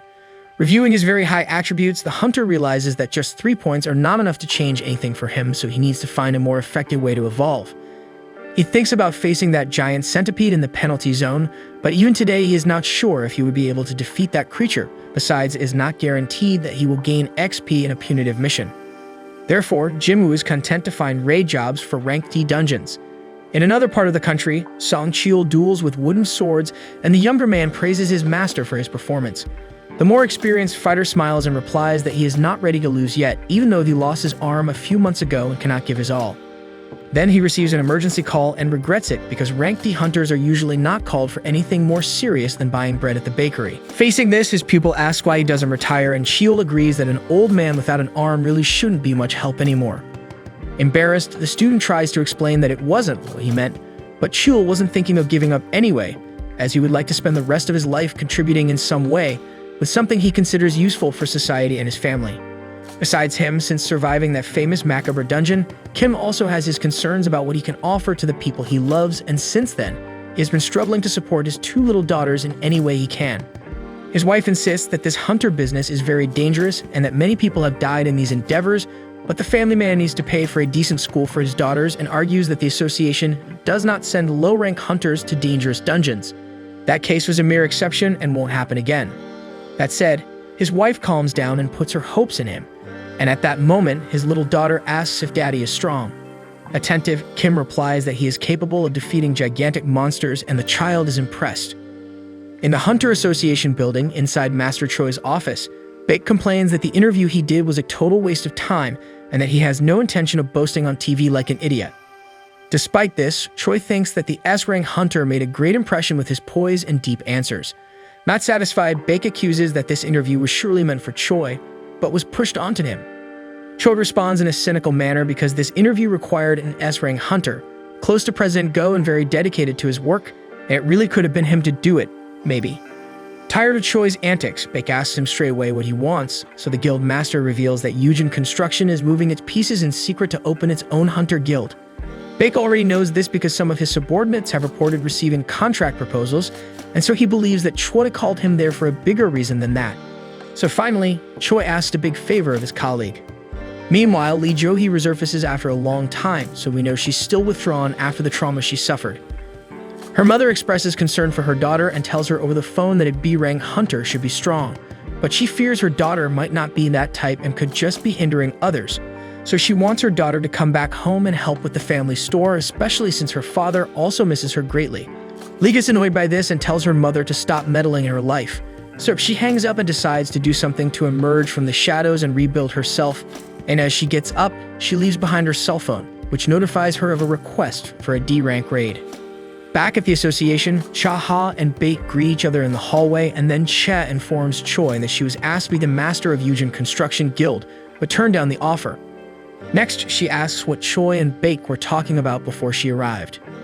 In response, Bake recalls their earlier conversation while having whiskey alone about how Jeju Island has been completely ignored by society because it used to be a place of frequent expeditions and missions, but now it's become a forgotten place by everyone. However, Choi never forgot that place, nor what he went through there, and even though he holds an important position and is praised daily as the ultimate weapon of society, nothing frees him from the feeling that he should return to that place. For this reason, Choi has decided to return to Jeju Island soon, but he needs Bake and the others for that. Bak suspects that this is the reason for so many sudden new recruits, but Choi asks his companion if he also has reasons to return to that island. Soon, the images of that day come back to the hunter's mind and he laments for Yeon-seok and Byeon.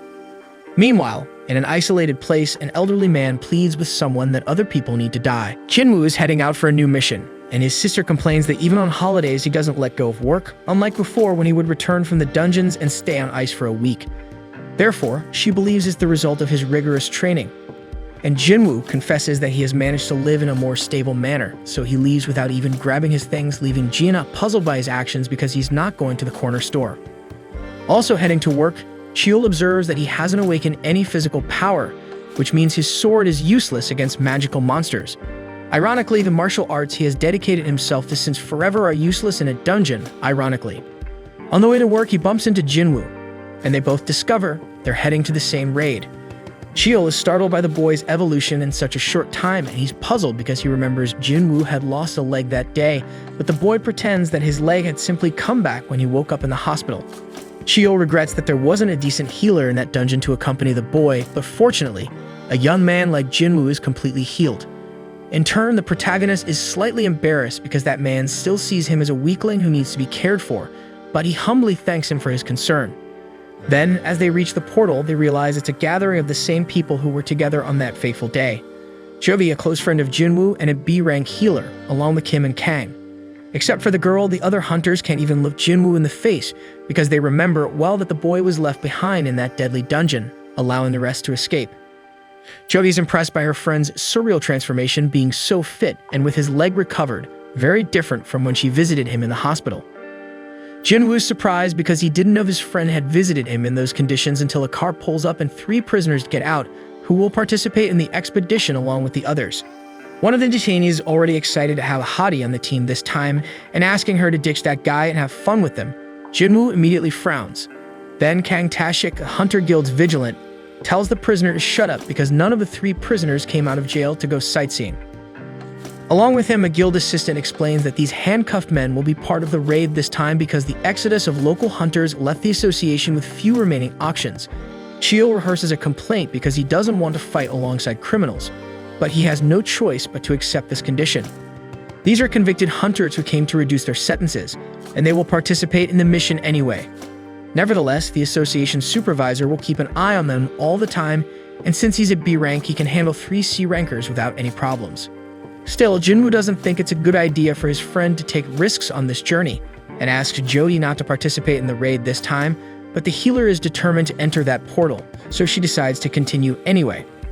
Thus, the prisoners are released, and the first thing Kang Tae-shik says is that they know very well what will happen if any of them try anything different. Then he reassures the rest of the group, stating that the prisoners will be under his supervision, and then asks who will be the leader of the team on this expedition. Cheol steps up for the role, but before that, he asks Jinwoo if he agrees with it. After all, 7 people died under his command that day, and the bitter taste of that shame still haunts Cheol to this day. Moreover, the people who survived were thanks to Jinwoo Sung himself, so he asks for this permission and vows to thank him sincerely for everything he did on that tragic night. However, Jinwoo asks the man to stand up, and when Cheol also asks Kim if he can lead, Kim turns his face and responds that he can do whatever he wants. With everything settled, leadership falls to Cheol, and the supervisor declares the start of the raid, so everyone gathers after all this time to embark together once again on a new mission. Already inside the dungeon, the group effortlessly eliminates all the enemies that appear at the beginning, and the prisoners seem to enjoy the bloodbath they are causing on this mission. However, the standout is Jinwoo Sung, who is frighteningly stronger than he has ever been, attracting the attention of the entire team. After finishing the first fight, Cheol asks the protagonist where he got that dagger, and he just scratches his head, avoiding the answer. Joey points out that he hasn't been injured so far, and facing this news, she jokes that maybe she won't even need to get involved this time. Observing the young man closely, Cheol notices that not only his behavior is different, but also his aura. In the midst of this, the impatient Kang Tashik instructs everyone to proceed with the objective. A bit ahead, they come across a split into 3 paths, so they decide to separate to keep everything in sight. Tashik goes to the right with the criminals, and Jinwoo, using his enhanced perception, discovers that the dungeon boss is on the left side but prefers not to reveal it to make the XP worthwhile. Thus, he invites Chil and Johee to go with him on this path. The remaining members, Kim and Kang, continue down the middle. After some time advancing, the duo faces more goblins, hoping that everything will remain like this until the end of the tunnel. Since the weakest hunter in humanity is present, this is definitely a low-ranked dungeon, according to Kim. However, his companion reminds him that it didn't go that smoothly last time they all met.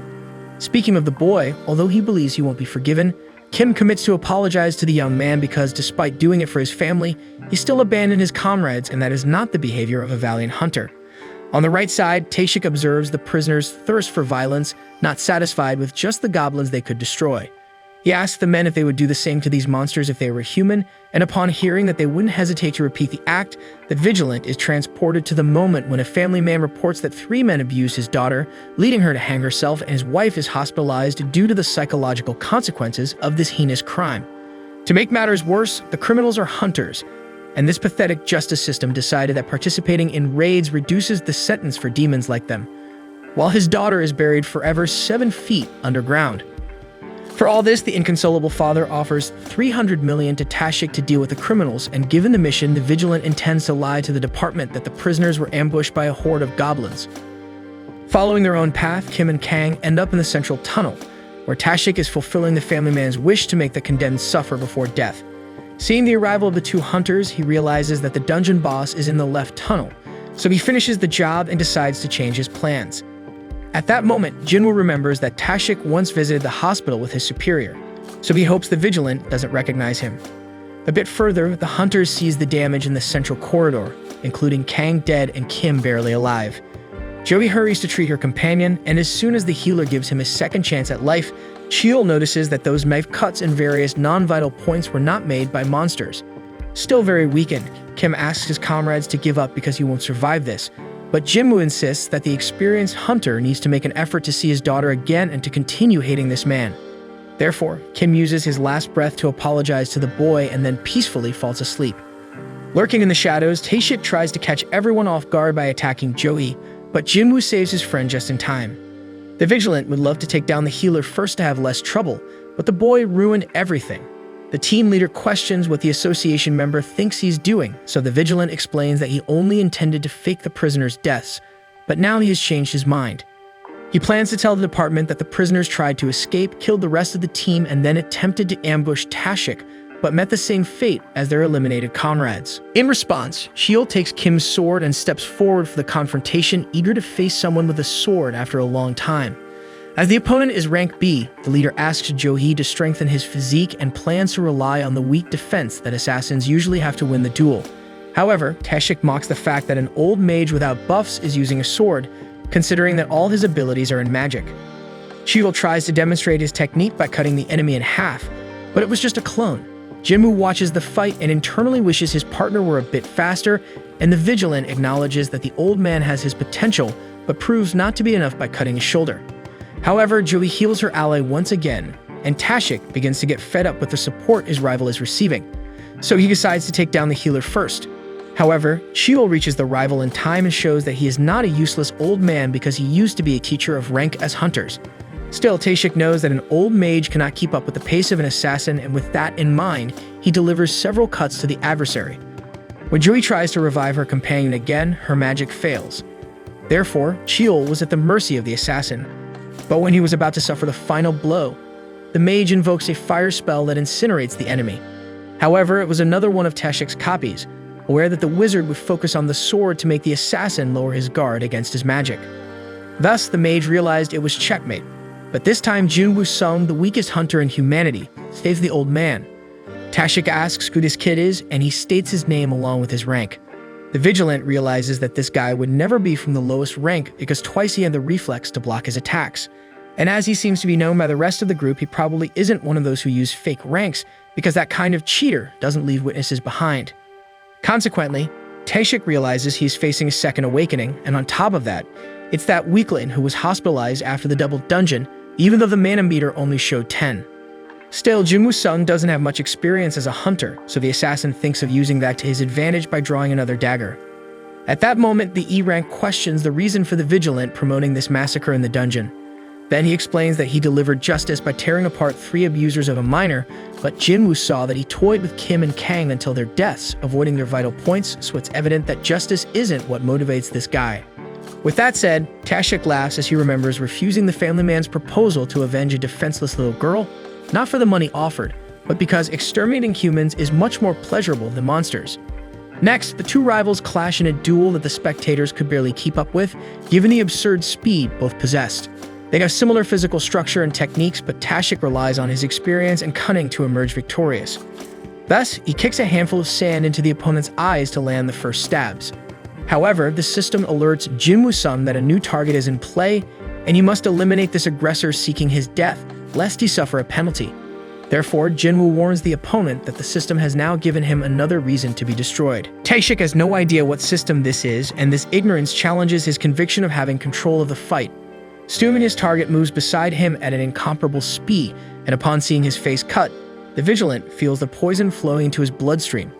He promises to retaliate with another surprise, then uses his stealth to conceal his body, scent, and sound. No one knows that Tashik possesses this rare ability because no one has survived to tell, and he uses this technique to strike the target unseen. Desperate, Jinwoo's friends consider intervening, but Tashik makes it clear he can cut both of them in the blink of an eye. Indeed, he thinks he can do the same to Jinwoo because of the deep cut he made in his leg, but the hunter uses his total recovery to surprise his proud opponent once again, who has no idea how many times the enemy can use this healing magic, as he has never seen a fighter capable of healing before. In turn, Jinwoo loses another emotion, but he believes he won't need to feel anger to eliminate trash like that. Hearing his comment, Tashik laughs upon discovering that the young man also has blood on his hands, suggesting that they are in the same boat since they have taken the lives of other human beings. After all, after the hunters awaken, the world's rules change to accommodate them, and within a dungeon like this, the only law is that of the strongest. Tashik disappears again and tries to maintain his strategy, but Jinwoo detects his enemy through his bloodlust. Still, Tashik remains invisible and plans to keep it as a trump card until Jinwoo activates his assassin's intent and throws his enemy into limbo, then promptly plunges his dagger into his chest. With that, Tashik is no longer able to fight, and he decides to reveal the cause of so many deaths in this dungeon. According to him, the hunters are killing machines, and it doesn't make sense to expect them to be guided by common morality. So he is about to die now because of the natural selection that eliminates the weak links of evolution. However, as Jinwoo has exhibited an arsenal of unknown abilities, his rival believes he may not even be a hunter, and as he was able to defeat Tashik, the boy will no longer be able to pretend to be a mere E-rank. Jinwoo reveals that he is capable of evolving with each battle he wins, and Tashik observes that this young man's shadow extends to very dark places, and the more powerful he becomes, the darker the places his shadow will reach. After all, if you gaze into the abyss for too long, the abyss gazes back at you. With that said, Jinwoo collects the reward of a stealth rune stone while reflecting on what he just heard. Deep down, he acknowledges that he keeps getting stronger and stronger. The stronger he gets, the more something breaks inside him. Still, it's not time to turn back, so he tells his 2 friends to leave the dungeon because the rest will be taken care of by him. Incredulous, the companions watch their friend depart alone until he finally reaches the boss's door. Sometime later, Woo Jinchul, the administrator of the Hunter's surveillance team, is on his way to meet the survivors of this dungeon, lamenting that he never suspected Tashik's sinister side. Soon he meets Jogi, Cheol, and Jinwoo-sung, the same E-rank hunter from that time, almost unrecognizable. Firstly, he apologizes for what his employee caused them all, but getting straight to the point, the supervisor asks who killed Kang Tashik. Jinwoo is backed into a corner and realizes he will have to break his contract with Yu. But to his surprise, Cheol takes the blame for the vigilant's death. Jinchul asks how the man being a C rank was able to defeat a B rank, and he responds that it was all thanks to his team's healer, who was also a B rank. Thus, the administrator accepts the version of events and announces that he will need everyone's testimony about the incident. Noticing Jinchul's A rank, the protagonist realizes he wouldn't stand a chance against him at the moment, while the raid leader comments that Jinwoo doesn't need to thank him for the trouble he was spared. 3 hours later, the father who hired Tashik to kill the prisoners turned himself in, confirming that the survivors acted in self-defense. After this long day, Joey shows Jinwoo a stone and asks if he remembers what it is. A few minutes before that, the two were walking peacefully through the park, and Joey emphasizes how much her friend had changed in this short interval of time. Facing this, Jinwoo believes that each individual responds differently to the events that occur in their life. The healer agrees, but at the same time feels that she is too afraid to be a hunter and to take these transformations to the level that this profession demands. For example, she knows she should be participating in level A, B, or even C raids, but she prefers to stay in lower-ranked dungeons out of convenience or fear of surpassing herself. No matter how hard she tries to change this, she never manages to leave this comfort zone. Still, it was this way that she met Jinwoo Sung, and soon found herself healing the new friend in every moment they ventured together through the country's dungeons. At first, she would get angry seeing her companion getting hurt all the time, but over time she started seeing it differently because Jinwoo always managed to survive regardless of the injury, and his eyes continued to radiate life. After this outburst, Joey shows the stone that her friend had given her on one of these expeditions, determined to retire from the hunter career and return to her parents' home.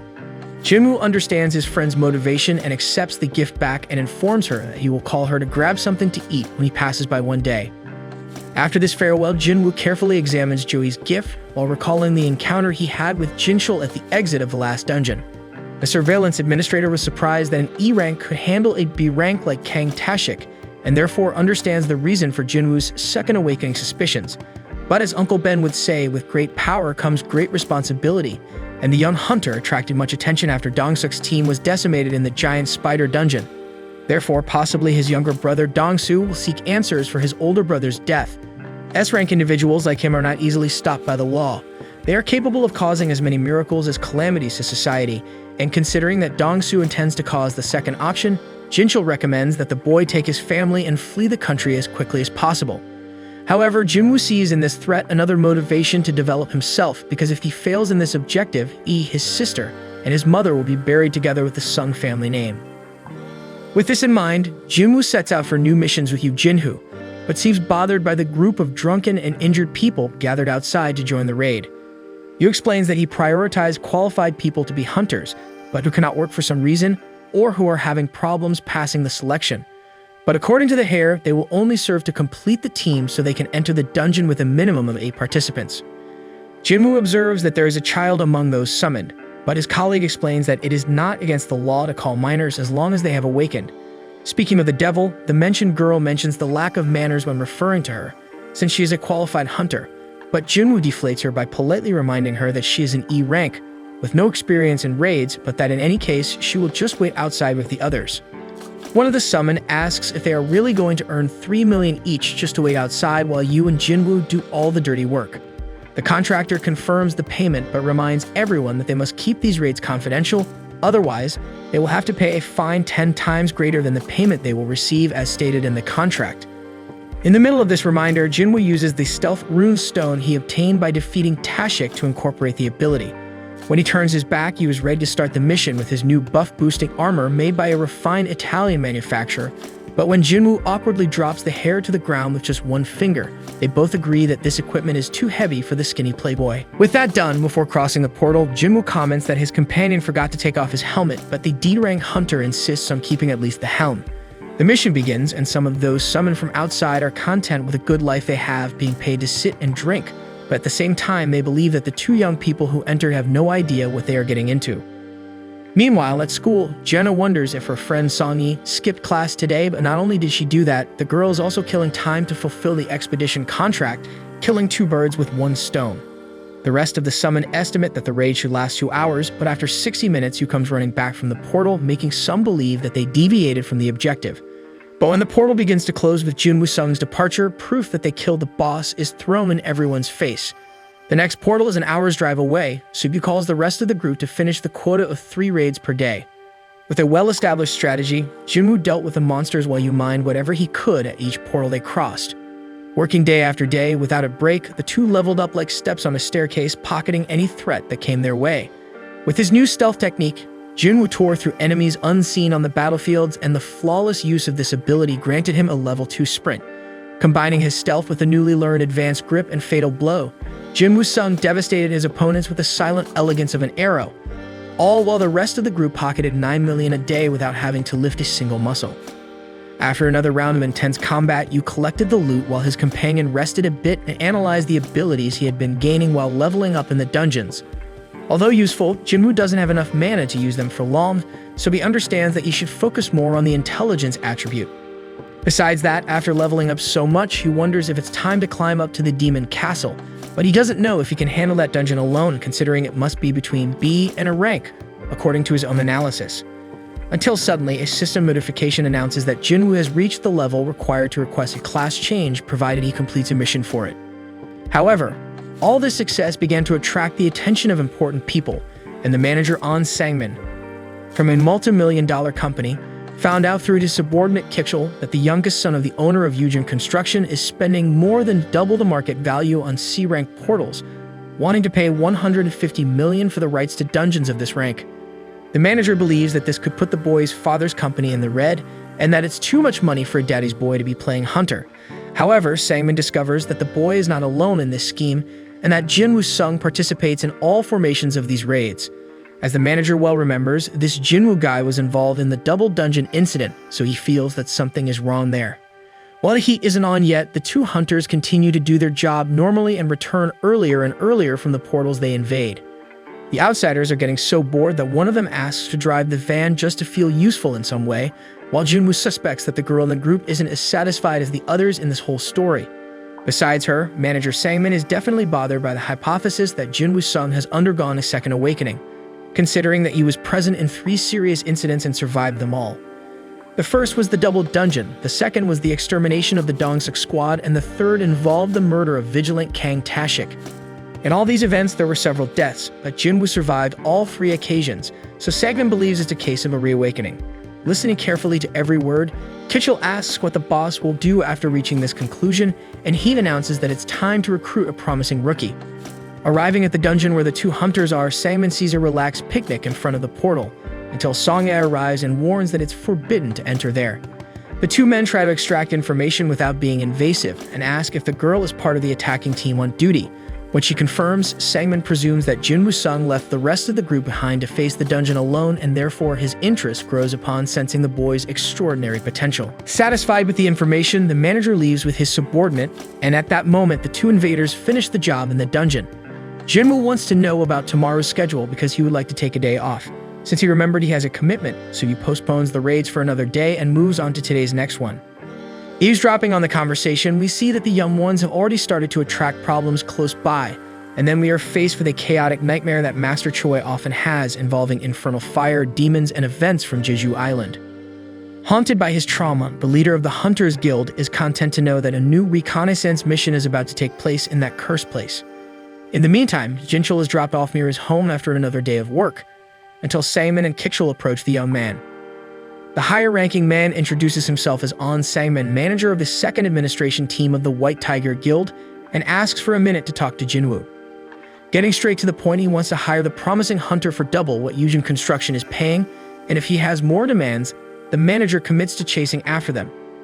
Sangmin is convinced that such a young man will accept an offer of this caliber, but instead of showing excitement, Jinwoo asks how much the man's guild building is worth.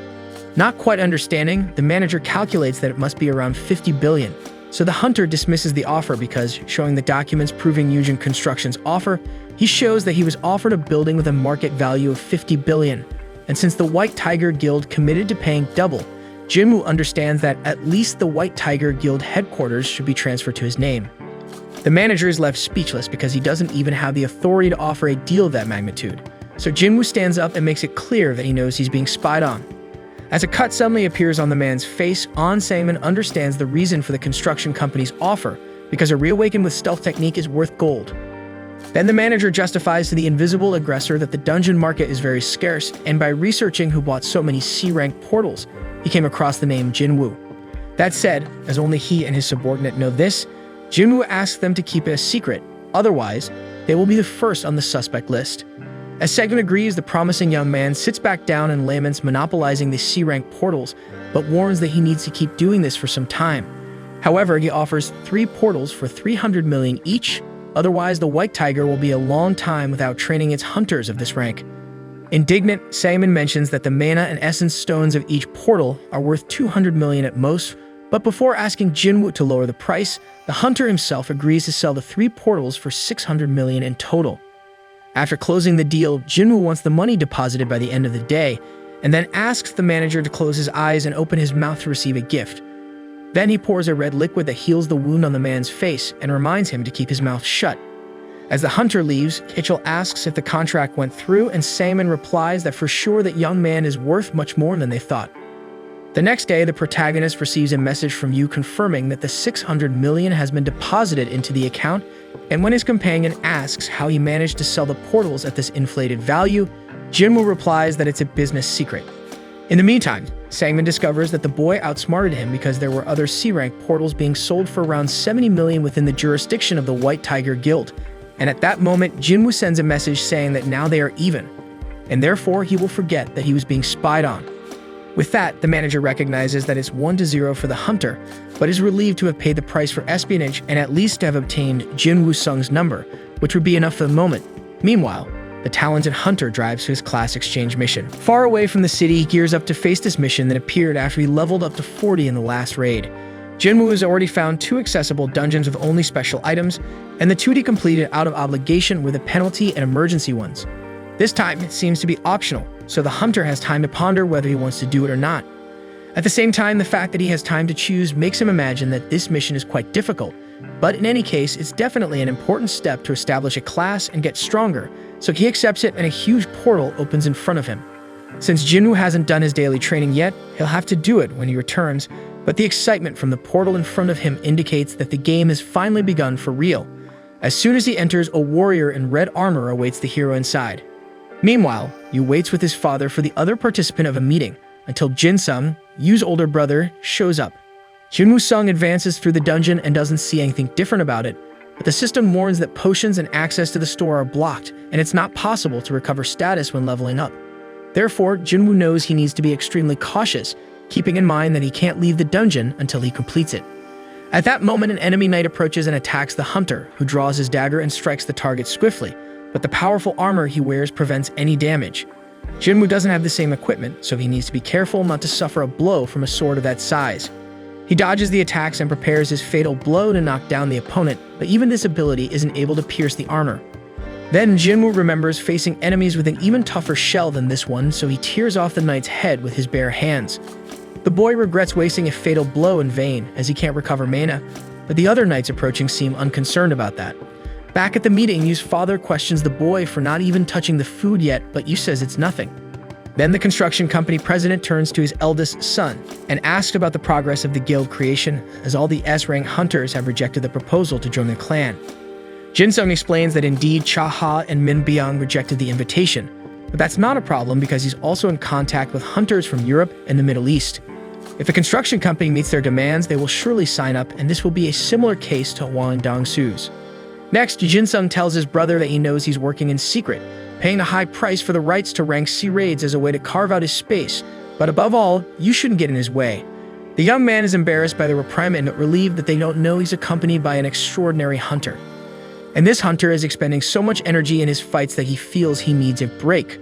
But at the last minute, he discovers an invisible enemy through stealth and dispatches it. Jinwoo is impressed to have to face monsters with this ability, and to make matters worse, a mage attacks him from afar. Faced with this, Jinwoo tries to analyze what's happening and notices that the armor resembles Kasaka's, giving the impression that he's revisiting old battles. The variety of enemies is great, but it's necessary to discover each one's weakness to have any chance. Knights need strength, assassins need perception, archers need agility. If Jinwoo doesn't put strength into his blow, a knight won't even feel it, and without perception, he can't identify the stealthy ones, but the worst problem is the mages. Since the hunter never invested in intelligence, he'll have trouble defeating them because he needs to conserve the little mana he has apart from his abilities. Speaking of which, the system indicates that his fatigue is increasing more and more, so the boy needs to end this soon. Meanwhile, Master Choi meets with a group of hunters because according to him, the time has finally come. Rummaging through the loot, Jinwoo obtains a high-rank knight's breastplate, and since he never paid much attention to his equipment, he gives the armor a chance. Fortunately, it becomes invisible on his body, so Jinwoo won't stand out, and furthermore, this equipment hardly restricts his movements. Besides this item, a guardian's necklace and a knight's gauntlet are also in his inventory, And since Jinwoo feels he's leveled up, all that's left is to recover a little more from fatigue and move on to the next stage of the dungeon. After resting, he comes across a gigantic door and presumes that some big problem must be behind it, but as it's the only way, he has to go through it. So Jinwoo opens the door and feels a strong wind that gives him chills, but he advances until he enters a throne room, where the Red Knight is. Jinwoo begins to feel the same pressure he felt in the double dungeon, and all this intensity comes from Commander Igris, the Blood Red Knight. The name above the enemy is Dark Red, giving certainty that his level is far above Jinwoo's. Defending an empty throne, the commander quickly advances towards the hunter, and as he strikes with his sword, he cuts a pillar as if it were a twig. The exceptional strength and speed of the Blood Red Knight are unstoppable, and the agility he maintains even with the heavy armor proves it. Jinwoo tries to find a combat strategy, but the enemy's swiftness is suffocating. Until at one point, Jinwoo finds an opening to attack, and after much difficulty, manages to land his first blow on the rival, but nothing happens. In response, the commander strikes forcefully with his sword, and even though Jinwoo manages to defend himself with the dagger, he's thrown away. At least he noticed that both their speeds are equal, despite the knight being much stronger. Since the dagger doesn't penetrate that armor, the boy needs to find some way to face this monster, so he decides to discard his dagger and fight unarmed. Following the knight's code of honor, his opponent also disarms himself. Meanwhile, Director Go and Woo Jinchul stay late at work sorting out pending matters, and the surveillance team administrator warns that the moment is approaching. The director agrees and takes a call from Choi, who thanks Go for approving the operation. In turn, Go argues that in reality, this tragedy is still fresh in people's minds, making it easier for public opinion to support this kind of mission. Next, Choi asks if the director is aware that he's stirring up a hornet's nest, but Go is ready to shoulder this burden. Finally, Choi comments that the third raid on Jeju Island never left his mind. On the other hand, the fight between Jinwoo and the Red Knight seems about to end because even unarmed, the commander is still extremely powerful. After throwing the hunter against the wall, the knight unleashes so many consecutive punches that they bury the boy into the wall, with the last one nearly collapsing the entire structure. Jinwoo manages to dodge the final punch, but even though he defended against all the others, he feels like he lost about 500 HP. Thus, the best choice of his life was putting on the armor, because otherwise his luck wouldn't have been the same. Nonetheless, the knight manages to inflict significant damage even without his sword, so all that's left for Jinwoo is to try to outpace the opponent in speed. He then utilizes his sprint ability and charges towards the commander, but even though he's incredibly fast, he can't land a single hit. On the contrary, it's the knight who continues to strike Jinwoo whenever he desires. However, the passive ability of willpower is activated in the hunter, further increasing his speed. Nevertheless, he still falls victim to the opponent's powerful blows until he finally manages to rise again and test the boost in his agility. After an intense exchange of blows, all defended by Igris, Jinwoo lands a kick on the enemy, who becomes enraged upon suffering damage for the first time and uses that fury to pummel Jinwoo even more. The boy seems surrendered to this insane frenzy of the Blood Red Knight. After enduring this unstoppable sequence of attacks, Jinwoo ends up sitting on the throne exhausted. While her brother is on the brink of death, Jaina prepares some sandwiches for him and leaves a note informing him that dinner is in the fridge.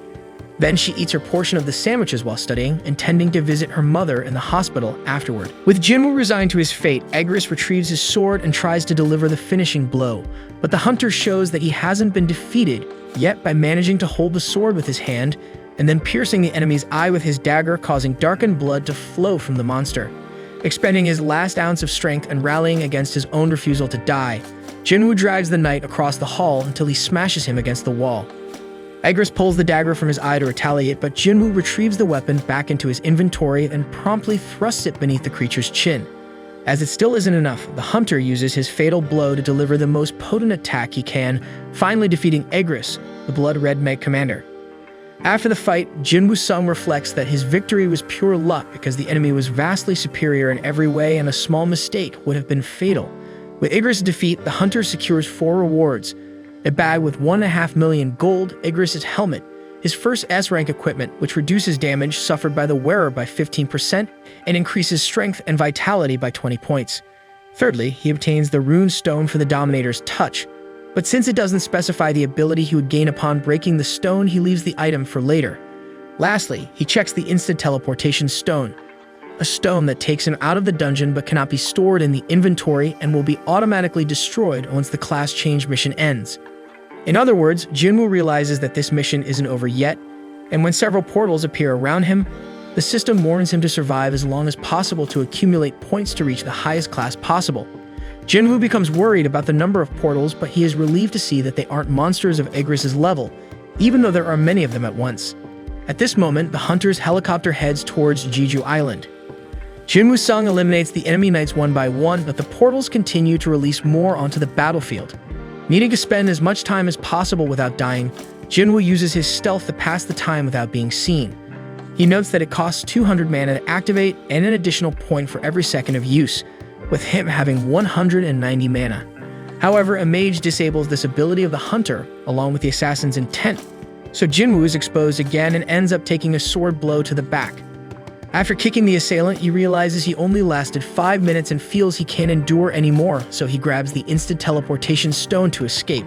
But a knight lands a hammer blow on his arm, causing the stone to fall, leaving the protagonist alone facing dozens of enemy knights. Jinwoo needs to find the stone to get out of there, but with all those enemies around, it's impossible. Therefore, he thinks the only way out is by defeating everyone. However, with each passing moment, with less vitality and without the assassin's intent and stealth, Jinwoo knows well that he won't last much longer. Still, that doesn't mean he'll give up. Even with almost no HP and mana left, the hunter promises to survive and goes after his opponents. After all, Jinwoo Sung knows better than anyone what it's like to be at the bottom, and now is not the time for him to give up everything he's achieved to help his family, even if his fists are already raw. Suddenly, he hears muffled voices in the background of hunters commenting on how Jinwoo is the weakest hunter in humanity, just needing an E-rank dungeon to send him to the hospital for days. These words trigger something in the young man, hindering his reaction power in the fight. His mind projects Chil and Jo-hee saying it's enough, that he doesn't need to try so hard anymore. Behind him, the old Jinwoo blames the current one for insisting on something so dangerous, saying he should be satisfied for leaving the E-rank and getting this far. Meanwhile, President Go talks with Jinchul about the third raid on Jeju Island, confessing that his body wasn't fit for combat at that time, so he wasn't there. On the other hand, the surveillance administrator acted as security on the perimeter as a point of contact. Many lost their lives there, and those who survived still carry mental scars as consequences. According to Go, all hunters have their own scars, and it's their duty to overcome that pain, otherwise, destruction awaits them. Old Jinwoo Sung, observing the new one, notices how he has grown taller and more muscular, but that this difference is only on the outside. Inside, Jinwoo is still weak, so much so that once again he's on the verge of death. At this moment, the hunter takes another sword blow and is thrown away while defending himself. His older version belittles Jinwoo as an eternal E-rank hunter, nothing more, just a dreamer who hasn't learned his place in the world. Jinwoo backs away from the taunts, but soon is severely hit by a huge knight who smashes his forehead into the ground. Almost closing his eyes, he hears his old self saying he'll die because of this arrogance of thinking he was already prepared. Looking around, Jinwoo Sung wonders if this occasion isn't a repeat of the double dungeon and tries to remember what happened after that. At that moment, his system warns him that he's about to suffer the penalty for not completing his daily exercise mission, so he realizes that luck is also an ability. His older version comments that the system doesn't want him to die yet, apparently, and bids farewell. Thus, at the moment when Jinwoo would be hit by an enemy sword, he is transferred to the penalty zone. Once there and almost too weak to stand up, the hunter thanks the heavens for being saved by the bell, while reviewing the mission from which he escaped. The system wished luck to the participants, and Jinwoo wonders if it's because the mission is almost impossible or if the system is rooting for him and wants to keep him alive. Next, he opens the store to alleviate his exhaustion, which had exceeded 90, a critical situation he had never seen before. After taking several potions to recover from fatigue, he tries to do the same with his HP, but the potion he bought for that purpose doesn't work when he's severely injured, so he has to wait to heal naturally or try to level up to recover hit points. Speaking of which, he needs to quickly decide what to do, since several giant desert centipedes have appeared in front of him. Soon he realizes he needs to survive for 4 minutes, so he cautiously dives into the creatures, always keeping in mind that what doesn't kill him strengthens him. During Jinwoo's fight, his sister wakes up from a strange dream and sees that the boy hasn't returned home yet, so she imagines he might have found a girlfriend, but then she dismisses the idea herself. Finally, she remembers she warned him there would be a parents' and teachers' meeting, so she wishes her brother would come back soon. Back to the hunter, he exterminates all the centipedes and levels up several times, thus being able to recover completely. Since he still has 10 minutes left to return, he takes a look at the store and finds an assassin's sword of knights, which gives a 25% damage bonus against armor-type monsters, so he decides to buy it, even though it costs an arm and a leg. Moreover, he checks his runic stone that he won by defeating Igris, and by breaking it to incorporate the ability, he gains the touch of the Dominator, which allows the user to manipulate objects physically without touching them and without spending mana to use it. Considering this ability, Jinwoo remembers that it's exactly what the Blood Red Knight did, but when he tries to start with a giant centipede, he discovers he's still not able to lift very large objects. Having done that, he waits for the countdown to reach 0 and returns to the Eye of the Storm with his new powers. At the same time, the hunters summoned to Jeju Island approach the mission site, and Choi laments that Chaha has to go through that traumatic place again. She reassures the leader, saying she wasn't a hunter during the 3rd raid, but still she understands how the guild master must feel. Then the copilot detects several sources of mana in the water and puts it on the screen for the superiors to see. Back to Jinwoo, the sword he bought is definitely doing the job, so the hunter feels more confident in his return to this mission. Still, he feels a very strange sensation because more and more knights keep coming and his level doesn't rise there. That's when the boy focuses his attention on the battlefield mages because they keep casting support spells and hiding. Soon he realizes that it's the mages who summon the portals from which the knights come out. For this reason, Jinwoo eliminates the first mage in sight, with 5 more left in battle. Focusing on these support targets, he floats through the battlefield while piling up the knights that get in his way. After defeating another wizard, the 3 remaining join forces to invoke a spell that gathers the dead knights and transforms them all into a gigantic golem. However, Jinwoo doesn't hold back and swiftly acts against the new adversary, scaling its body to cut the chains of a chandelier hanging from the ceiling so that it falls onto the monster. Despite this creature seeming extremely strong in Jinwoo's mind, having fewer enemies in the game cleared the path for him to hunt down the wizards, and that's exactly what he does by eliminating the 3 in a single strike. However, even with the conjurers down, the golem still stood and continued to attack the hunter, so he had no choice but to devastate the last enemy with his own powers, which opened a hole in the golem's torso and brought down part of the entire structure around it. Following this, the system announces Jinwoo Sung's victory, and considering that the class to which he would belong depended on his performance, the system analyzes the hunter's mission result and sends an enigmatic notification about the player's thirst for power, summoning the spirits of the Death Valley to fight alongside him. Finally, the system announces that Jinwoo Sung's new class is that of a necromancer, and he despairs because he never focused his skill points on intelligence. As he well knows, necromancers are a class of wizards who, among other things, summon undead as servants. However, his composition is that of an assassin, focused on close-range combat, and his most evolved attribute is strength, so everything he has achieved so far goes to waste with this new class. Nevertheless, the system offers him the chance to refuse this change, and that's exactly what he does without a second thought. Still, the system informs him that Necromancer is a secret class and asks once again if Jinwoo is sure of his decision.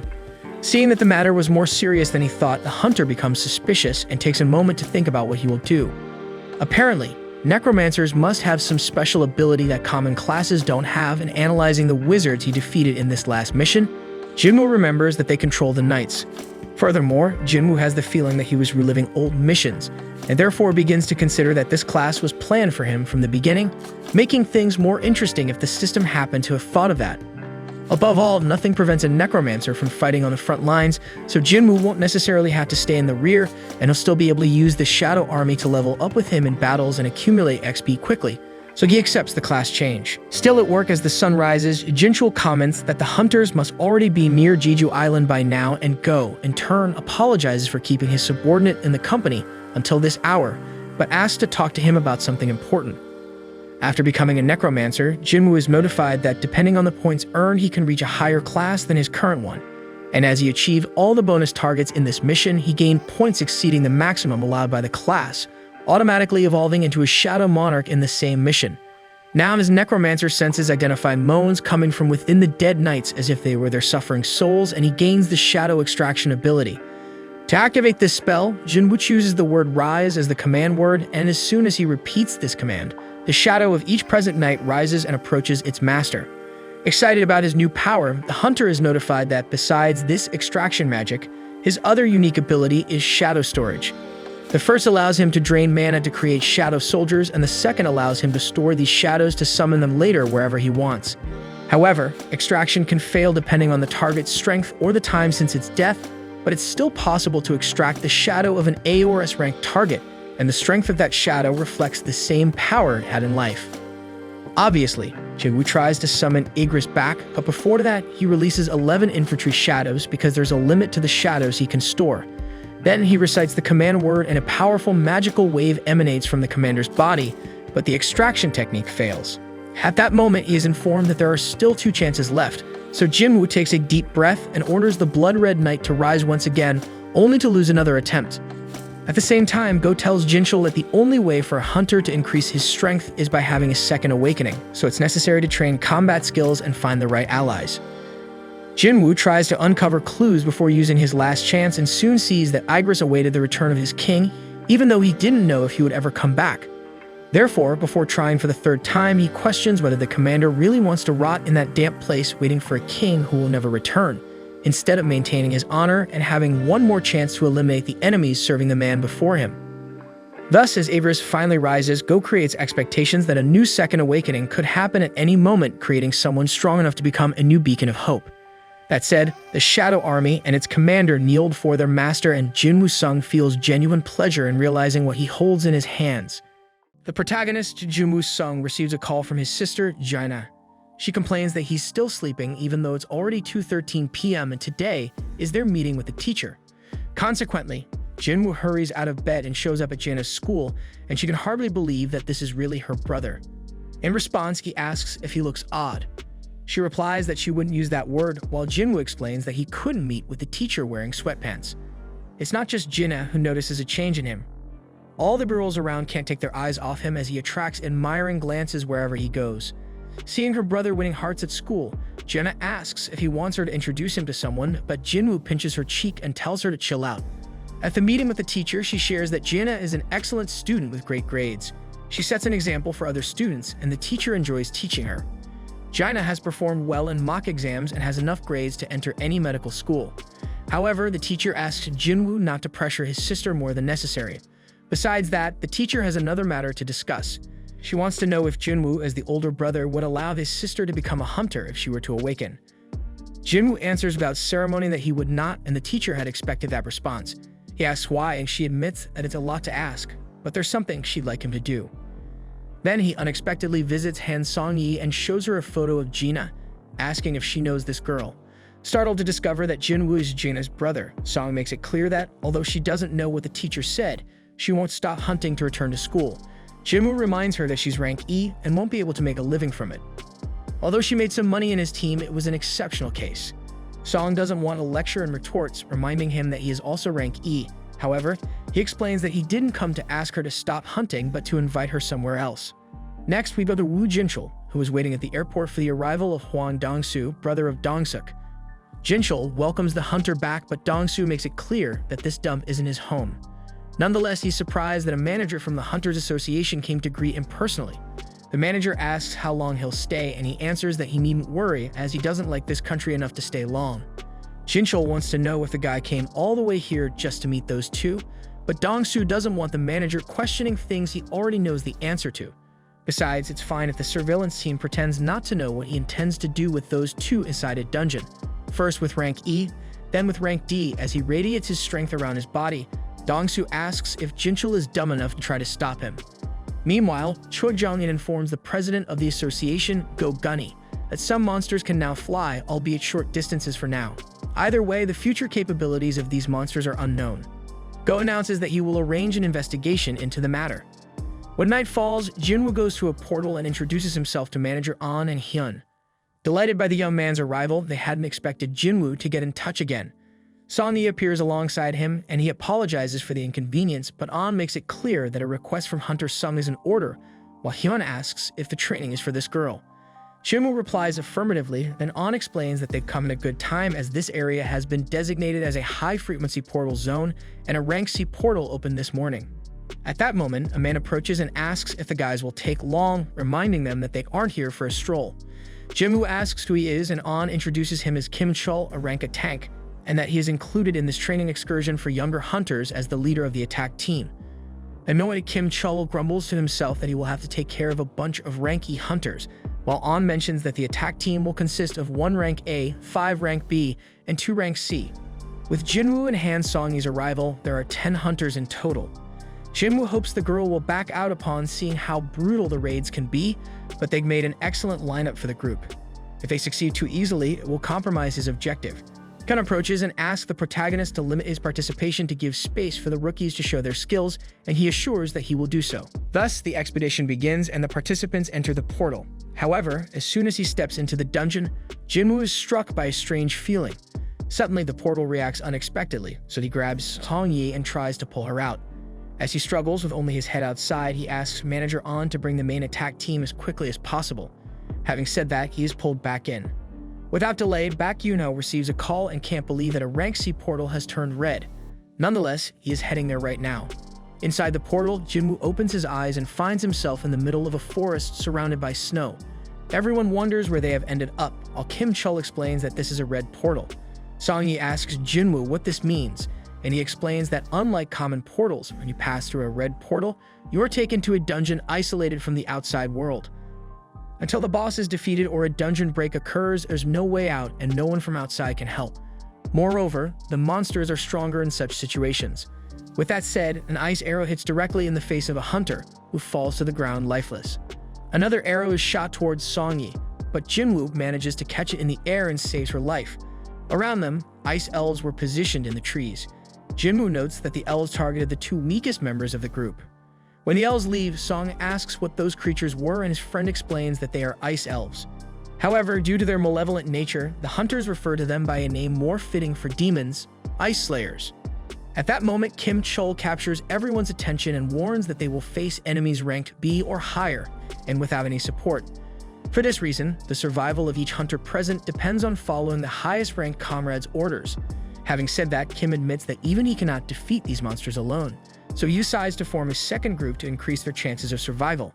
However, instead of forming balanced teams, the A-rank hunter forms a clique, selecting the best members for himself and leaving those ranked C and below in the other team. According to him, for every day they spend inside the red portal, only an hour passes outside. Meaning, whether they are there to kill the boss or for a dungeon break, the survivors can only leave after many months, too long to be burdened with dead weight. Yet despite the fearful expressions of the weaker hunters, Kim Chul doesn't want them to feel this way. After all, if they just survive until the boss is defeated, everyone will safely return home. At the end of the speech, a girl volunteers to join the weaker group and the leader grants permission, though he thinks her foolish for pitying them. Approaching Jinwoo, the woman points out that Kim hadn't even noticed the arrows arriving, unlike Jinwoo, who certainly isn't rank E as he claims. Finally, Kim Chul announces that he will follow the cleared path, so Jinwoo-san decides to take the route into the forest. Along the way, Kim shows his teammates the claw marks of an ice bear on a tree, admitting they are practically sacrificing the E-rank group. A member highlights that they probably haven't even had training, and that it's terrible luck to come on a raid just to be killed. Hearing this, Kim remembers that the other team has a C-rank and Park Hee-jin, who is B-rank. Nonetheless, he just assumed that the E-rank guy was the leader. Amidst this, everyone hears the sound of a bear and prepares for battle. Soon after, the gigantic creature appears, leaving everyone stunned by its size, except for Kim Chul, who orders everyone to focus on surviving. In response, the bear attacks the team leader, who raises his shield and causes the animal's claws to break in half. With his axe, Kim does the same, but this time with the entire body of the wild ice beast. However, two more bears nearby attack the group. Meanwhile, in the other team, Hee-jin asks her colleagues to stop because the tree markings indicate this territory belongs to the ice bears, and they should return before the animals appear. However, Jinwoo explains that this is precisely why he chose this path.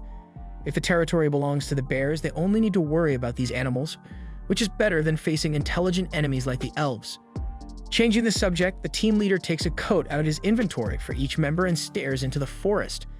Anxious, Song-yi asks what he's seeing, to which he promises to keep her safe, as he was the one who brought her along, but asks the girl not to ask questions. He extends this request to the other two team members, asking them not to question or request anything from him. At that moment, an ice bear encounters the humans. For this reason, Jinwoo changes his title to Wolf Slayer. Meanwhile, outside the portal, Baek concludes that there's no way to open this thing and everything depends on Hunter Kim.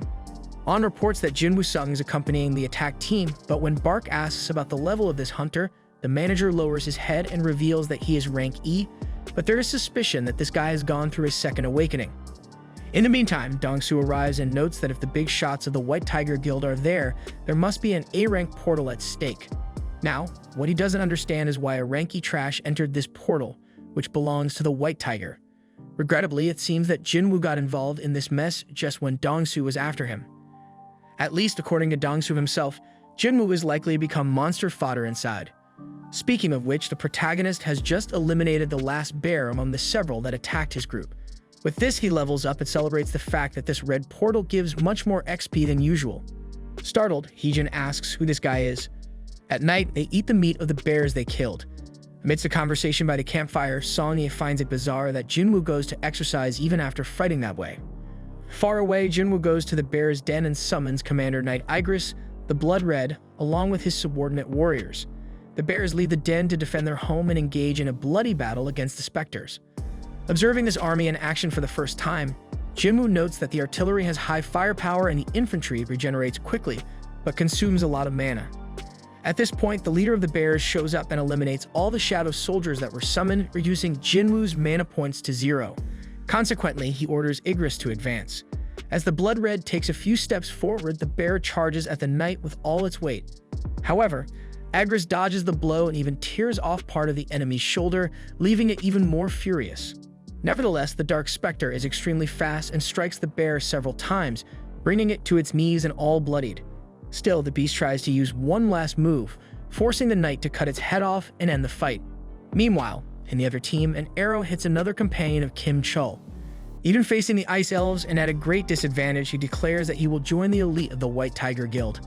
However, when he sees an elf up close ending the life of a companion, the man runs desperately into the forest. Returning to Jinwoo Sung, he commands the dead bears to awaken. Then shadows emerge from the corpses of the animals, ready to serve the man with all their ferocity. Outside the red portal, the onlookers discuss that 3 hours have passed, equivalent to 3 days on the inside.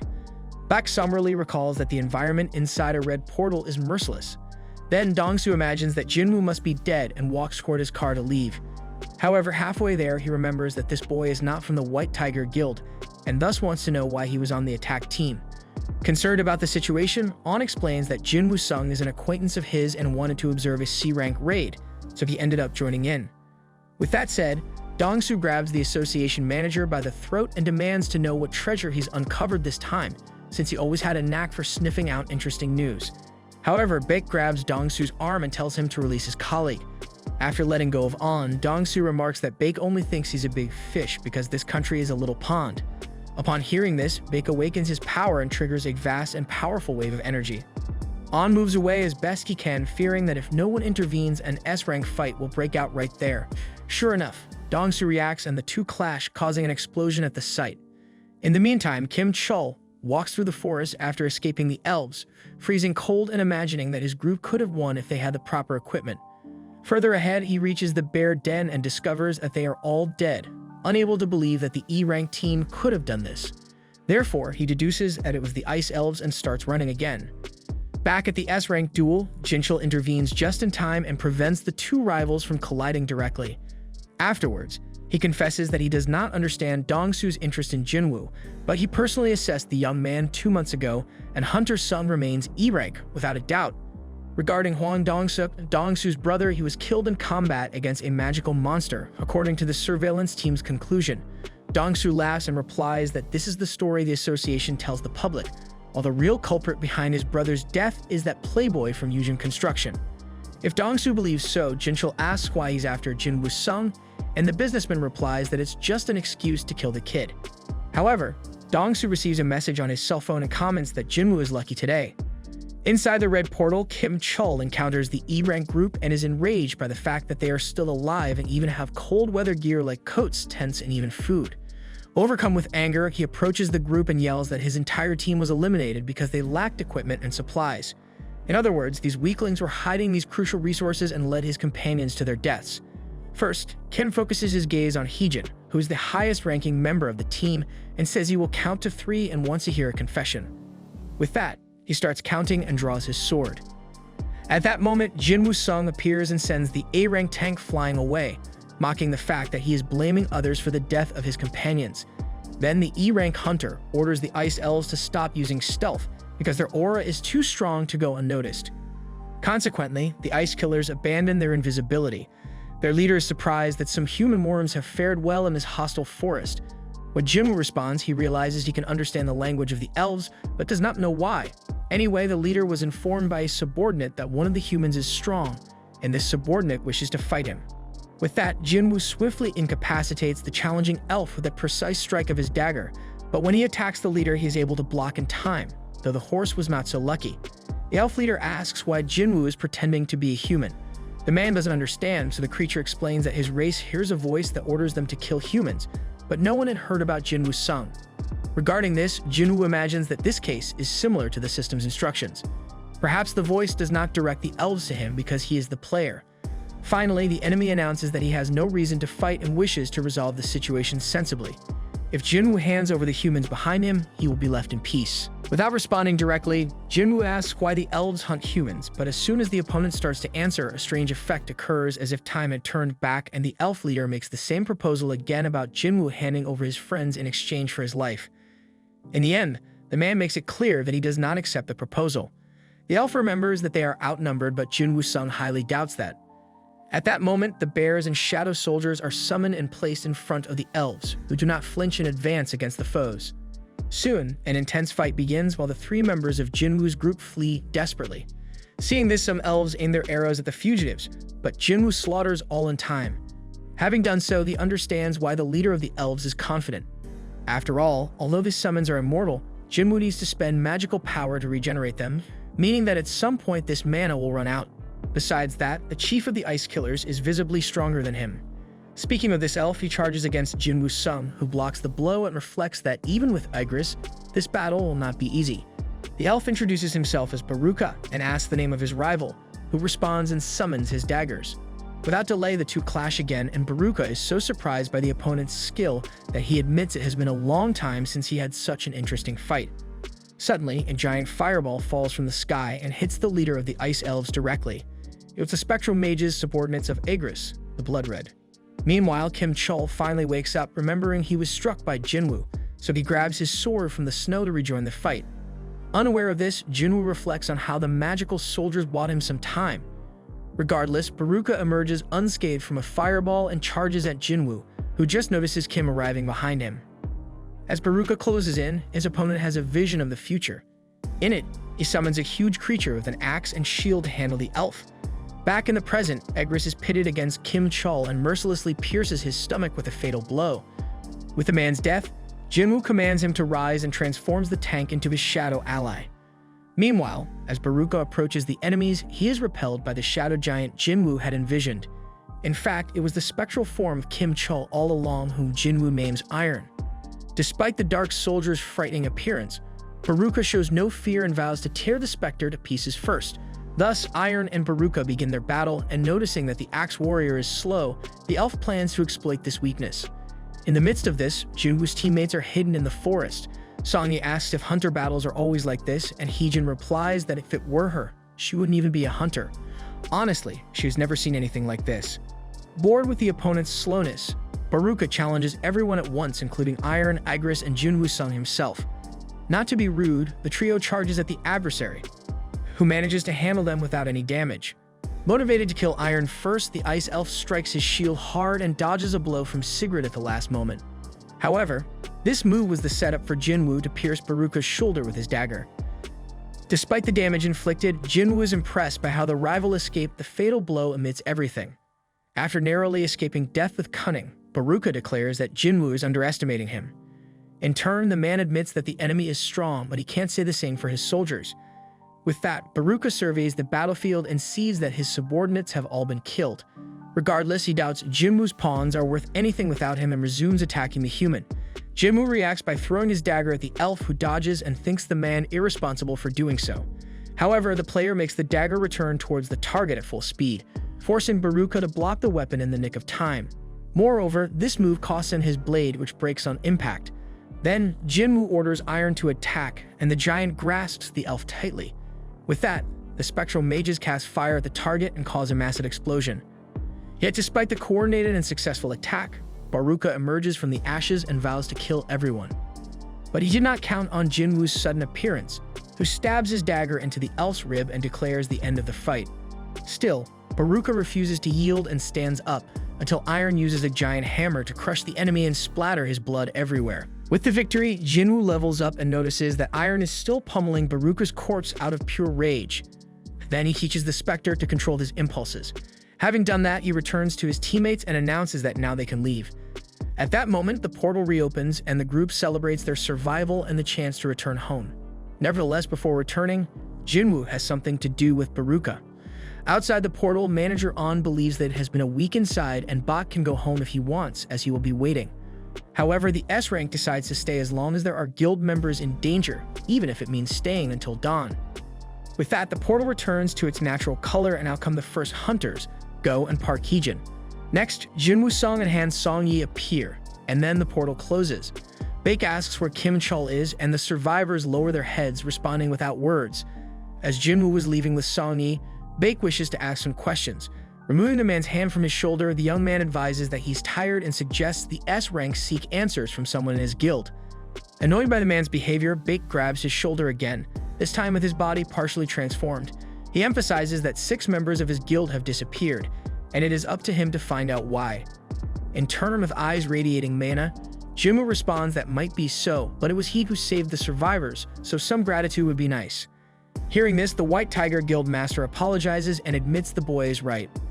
After Jinwoo's departure, Baek asks Heejin what got into that guy as he doesn't seem very sociable. Heejin responds that he became moody after defeating the dungeon boss. An argues that Jinwoo must just be tired because he isn't a bad person. Finally, Baek asks An to recruit Hunter Sung to the White Tiger Guild at any cost. Sometime later, Jinwoo drops Song-yi off at her door. She thanks him for today and counts on her colleague when they do this again.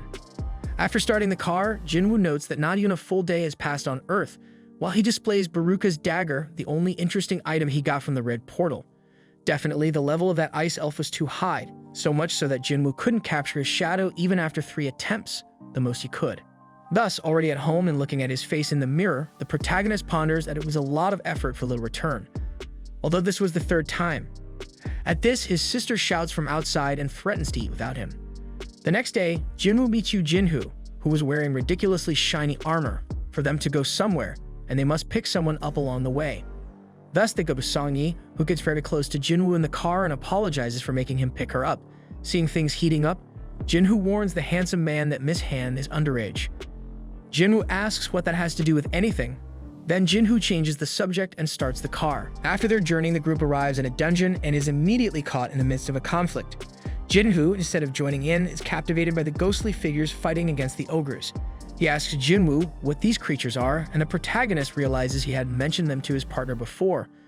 Without going into details, he simply replies that it's one of his abilities. Unsatisfied, Yu wants to know if he can conjure ghostly soldiers, but Jinwoo feels it's too complex to explain right now and changes the subject.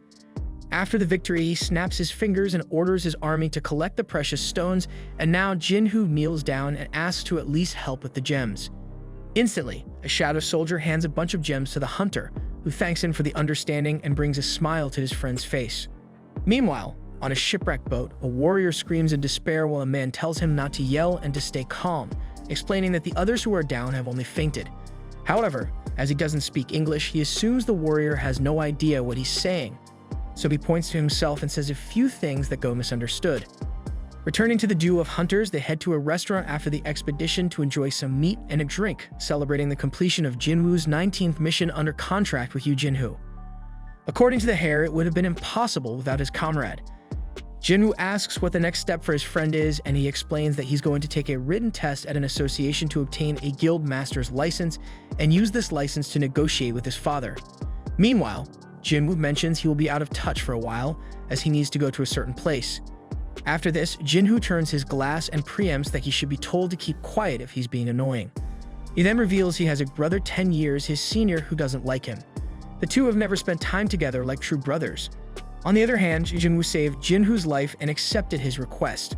In other words, the hare lowers his head and confesses he wishes his friend were his brother. When this is said, an awkward silence envelops the room, and Jinhoo keeps his head down until Jinwoo serves his comrade and replies that, in that case, they are brothers from now on. Hearing these words, Jinhoo holds back tears, turns another glass of drink, and almost imposingly offers more meat to his new brother. Jinwoo asks if he's drunk, but he insists he's sober. In the meantime, the man who assaulted others on the shipwrecked boat is found imprisoned and handcuffed. According to the authorities responsible for the arrest, this man identifies as a foreign hunter who was trapped in a portal 10 years ago and never managed to escape until he ended up in the United States. Since he does not speak English, the suspect's interrogation must be conducted with a translator present. At the moment, there isn't belief that this prisoner is a humanoid beast, so the authorities have requested assistance from an S-rank hunter from Washington, who is a compatriot of his. This hunter's name is Huang Dongsu, and the investigation will continue as soon as he returns to the United States. By the way, one of the officers asks the prisoner's name, and another, struggling to pronounce it, says his name is Sung Il-wan. After returning home, ready to leave again, Sung Il-wan tells his sister he will be away for a month with a friend, and she asks since when did he have a girlfriend and why he hasn't told even his little sister. In the next scene, the boy returns to a place he had been some time ago. Around level 20, he faced Cerberus in the Demon Castle and couldn't finish the job, but now he has tripled in level and feels he has a chance. So he opens the dungeon door with the appropriate key and storms in. As soon as he enters, he is tasked with collecting 10,000 demonic souls, which makes the young man sweat due to the absurd amount, but since he returned to the castle in search of the elixir of life, be it 10 or 100,000, Jinwoo will take down each one. Meanwhile, as he submits his resume to his father, Jinwoo asks that the guild be passed on to him. The old man recalls that Jinsung, his elder son, had another idea for this guild, but Jinwoo argues that this plan of putting someone from outside as master is too risky for the company. That said, his father mentions that it was Jinwoo Sung involved in the dungeon tragedy, where Huang Dong-suk's group was eliminated, and in the death of the prisoners from the supervision department. Still, this man remains free and unpunished for his actions. And it was this man who participated in literally all of Jinwoo's expeditions to the portals. At the recent incident of the Red Portal from the White Tiger Guild a few days ago, it was said that Sung Il-wan Sung was responsible for safely evacuating the survivors. So Jinwoo's father imagines that his son managed to get the guild master license largely thanks to Jinwoo's help. Hence, he questions if the son feels he could lead a guild knowing this. Still, even after hearing everything his father said, the boy insists that he would like to have the Yujin Guild. Therefore, the powerful businessman gives his son a chance, but with a condition. According to what he has heard, the White Tiger is wanting to recruit Jinwoo Sung after the Red Portal incident, and Jinwoo must bring him to the Yujin Guild before that happens. Speaking of him, Jinwoo couldn't extract the souls of the dead demons because their mana is contaminated, which is a pity since he had stacked hundreds. However, the hunter receives written permission to enter the second floor, then a huge light, probably the teleportation point, emanates from a specific spot in the dungeon, which, as Jinwoo comments, is gigantic, almost like an entire city within a single building. Walking could tire the hunter, so he summons the leader of the ice bears to serve as his mount. As soon as he mounts the animal, a horde of demons appears ahead, but the bear charges through and paves the way to their destination. Because of this movement, Jinwoo names the bear Tank. In the meantime, we head to the Hunters Association, a massive structure equipped with gyms and swimming pools. Amidst a few girls swimming, Chahat emerges from the water, capturing the attention of others with her beauty. However, all she can think about is an incident that happened once. During a meeting with Master Choi Jongin, she wanted to make the information about the flying ants public, but Choi responded that he had received an order from the association, as they believed disclosing this fact would only cause panic among the population. Either way, there's no need to worry. The priority is to increase the association's power to make it the country's largest guild and take on the responsibilities that come with it.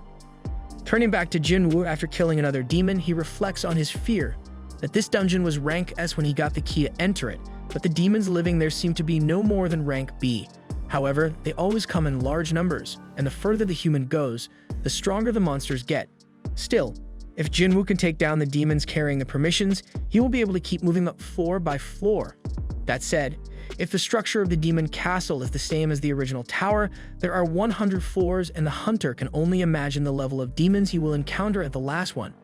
Now, more importantly, Jinwoo seems not to have enough food for such a long expedition, besides the promise he made to Jinna. So just like the battle against the demons, Jinwoo also races against time, but ultimately, he reaches the 10,000 souls set by the mission. The young man does not know how high he can climb in this dungeon, but either way, he moves forward. In doing so, he encounters the Lord of the Lower Floors, a demon known as the Volcano of Greed, guarding the 50th floor. Meanwhile, manager An Sangmin visits Jinwoo's house along with Park Heejin to try to recruit him for White Tiger, but finds only his sister at home, who says her brother went on a trip. An notes that Jinwoo has not participated in any recent raids and that the last location tracked by the association was the center of the urban area. Heejin is amazed to see that her partner can find out such things, and he explains that this is his job. In any case, the boy's whereabouts are now unknown. Returning to him, Jinwoo Sung orders his army to leave the enemy leader to him, so the subordinates advance to fight the other opponents. The spectral mages shoot flames at the demons, while Igris, the Blood Red, charges through the enemy ranks, causing a real havoc. Thanks to the increase in his intelligence, Junwoo was able to enhance both his magical power and the number of soldiers he can summon. Putting that aside, the hunter wonders how long the leader of the demons plans to stay seated. Since the enemy refuses to move, the human plans to take the initiative. However, before he could realize it, the volcano of greed surges at an unbelievable speed to attack Junwoo. Junwoo reacts quickly and delivers a punch that sends the demon flying, startling the young man himself, who wonders how much strength he put into his attributes to manage that. Faced with the damage incurred, the volcano of greed is filled with rage and activates its Cerberus ability. When the giant demon charges at Junwoo, the man orders Iron to send his shield to him. With the shield raised, Junwoo is able to block the giant's heavy mace, but the intense combo suffered starts to worry the human about the health of the shield. Defending patiently, the man waits for a single opening to counterattack, and at a certain movement of the demon, he manages to break free from the combo and leaps towards the enemy's neck, but the volcano immediately turns and strikes with its club. On reflex, Junwoo activates the hand of the ruler and absorbs the impact to the point of not dying right there. After avoiding his end, Junwoo wonders if this monster can read his thoughts, while imagining that the only place he could inflict damage would be on its head. Either way, first he needs to restrict these agile and indecipherable movements of the giant, so Junwoo uses the rage of the volcano of greed to lure it to a building. As soon as it approaches, Junwoo quickly climbs the structure, while the demon cannot stop and crashes into it. Having this advantage, the hunter finally hits the opponent with his dagger, winning the fight and being rewarded with a fragment of the Tree of Life. Meanwhile, Dong-soo arrives in the United States to interrogate Sung Il-won, but the first to ask is the interrogated. He wants to know how much humans know about the existence of portals and magical beasts, for all this is nothing compared to the worst catastrophic force that has finally awakened, and Sung Il-won's goal is to prevent a disaster from happening. Ignoring the one who believes to be just a magical beast, Dong-soo asks if the prisoner still remembers the name of his wife or any of his 2 children. Then the man replies that one of his children is named Jinwoo. That said, Dong-soo promises that the 2 will meet again in hell. And speaking of hell, Jinwoo Sung advances with his army through the upper floors and eliminates Metis, the sole guide. Returning to the interrogation, the surroundings have turned to ruins. According to officials involved in the case, this is what happens when 2 rank S hunters come into conflict. In fact, they were lucky not to have been injured because Hwang Dong-soo was defeated in the blink of an eye. At that moment, Jinwoo Sung's food finally runs out on the 75th floor. Despite lamenting, he recognizes that he got good items on the expedition. An earring won from the boss of the 50th floor and a necklace from defeating a skeleton. In addition, the Mirror of Greed will be quite useful for his spectral mages, and lastly, he gained a key that he is not quite sure what it opens. In any case, Jinwoo's priority is to gather the 3 fragments of the Tree of Life. The first he obtained by defeating the Volcano of Greed. The second is the water from the Echo Forest, won by killing Metis. Thus, the last piece remains for Jinwoo Sung to save his mother. After stepping through the portal from which he entered, Jinwoo checks his inventory where he finds 2 materials needed to craft the Elixir of Life. Now, all that remains is to find the purified blood of the Demon King, but to obtain this item, he needs to be fully prepared. Following his expedition through the Demon Castle, the protagonist has gained several levels, but officially he is still ranked as E, so he cannot participate in missions beyond that level. For this reason, Jinwoo Sung decides to reassess his rank. The next day at the Hunters Association headquarters, Hyun Kitchell is eager to discover what kind of talents they will recruit today. Watching a man in a purple shirt among the candidates, he suspects the guy is rank C. In front of him, the individual appears to be rank E, looking for the next person to assess.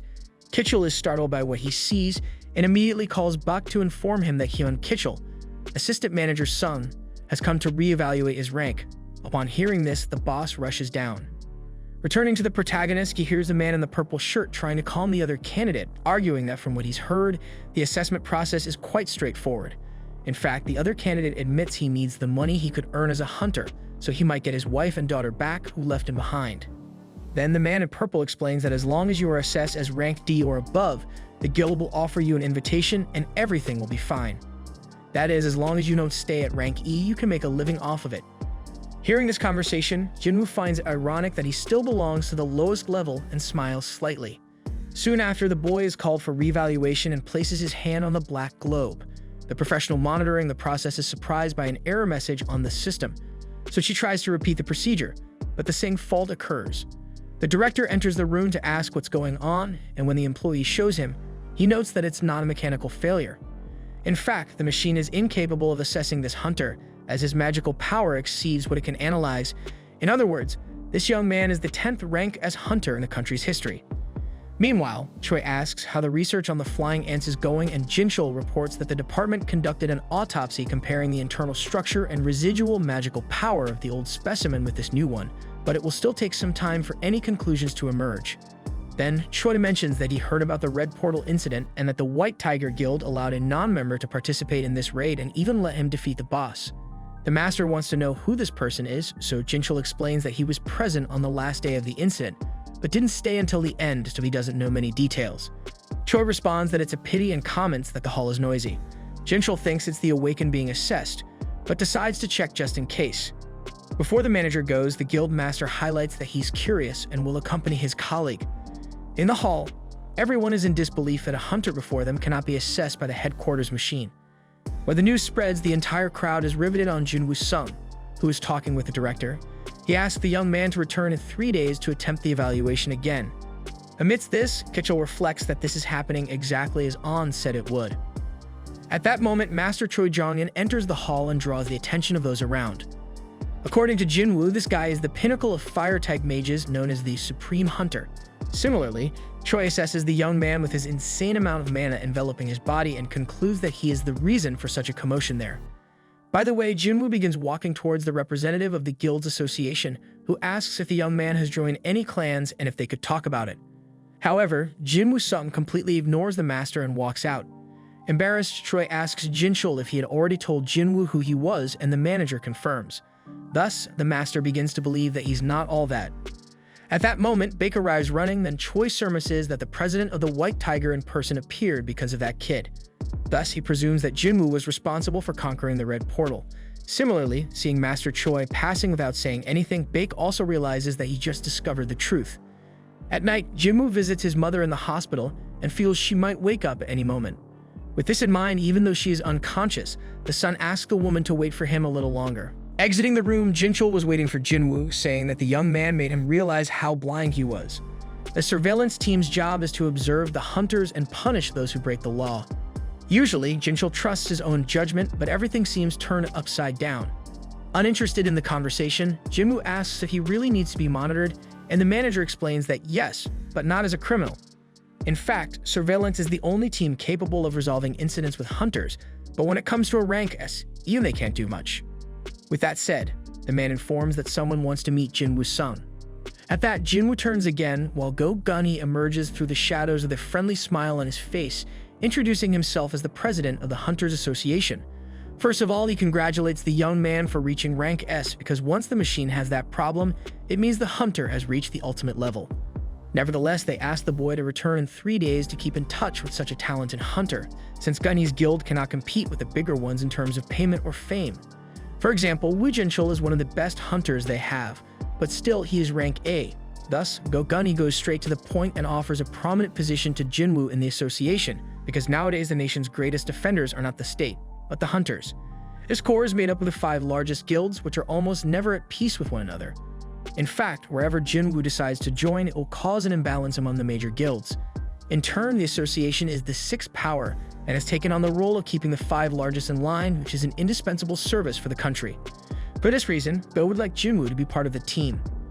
Listening carefully to each detail, Jinwoo stops to reflect seriously, as a job at the association is very secure and influential in society, especially considering that Go Gunhee was the first S-rank hunter to awaken in Korea, so much so that no one believes he is over 80 years old, given his enviable physique. Although he is retired, the president is on the same level as Jinwoo, even though the boy tries so hard to level up. In other words, accepting this job will change Jinwoo's life forever. However, the young hunter refuses the offer because his place is in the dungeon, fighting against magical beasts. Seeing truth in the boy's eyes, the association's president feels a pang in his heart and thinks that if he were 10 years younger, he could stand side by side with this youth in a dungeon. One way or another, he does not insist and lets the boy go, who asks to return home considering that his sister is alone. With Jinwoo's departure, Gunhee tells Jinchul to cancel his schedule for today because he doesn't want anything to disturb the same bad feeling he had when he discovered that not even an S-rank healer could make up for his old age anymore. With this in mind, he invites his friend for a drink. On the way home, Jinwoo notices that the association mainly deals with rank D and E dungeons, and that he needs to level up as quickly as possible to be able to heal his mother. The next morning, Dong-soo wakes up all broken in a hospital bed. Even seeing the terrible condition of the man, a guy arrives asking if Il-won-sung is really a magical beast. About this, Dong-soo has no doubt. With that explained, the other man warns that the command center is after that guy, but he thinks they won't be able to catch someone even Dong-soo couldn't handle. Left alone, the businessman remembers Il-won's foot on his chest, telling him to leave his family alone for his own good. Otherwise, not even death will save Dong-soo from Il-won.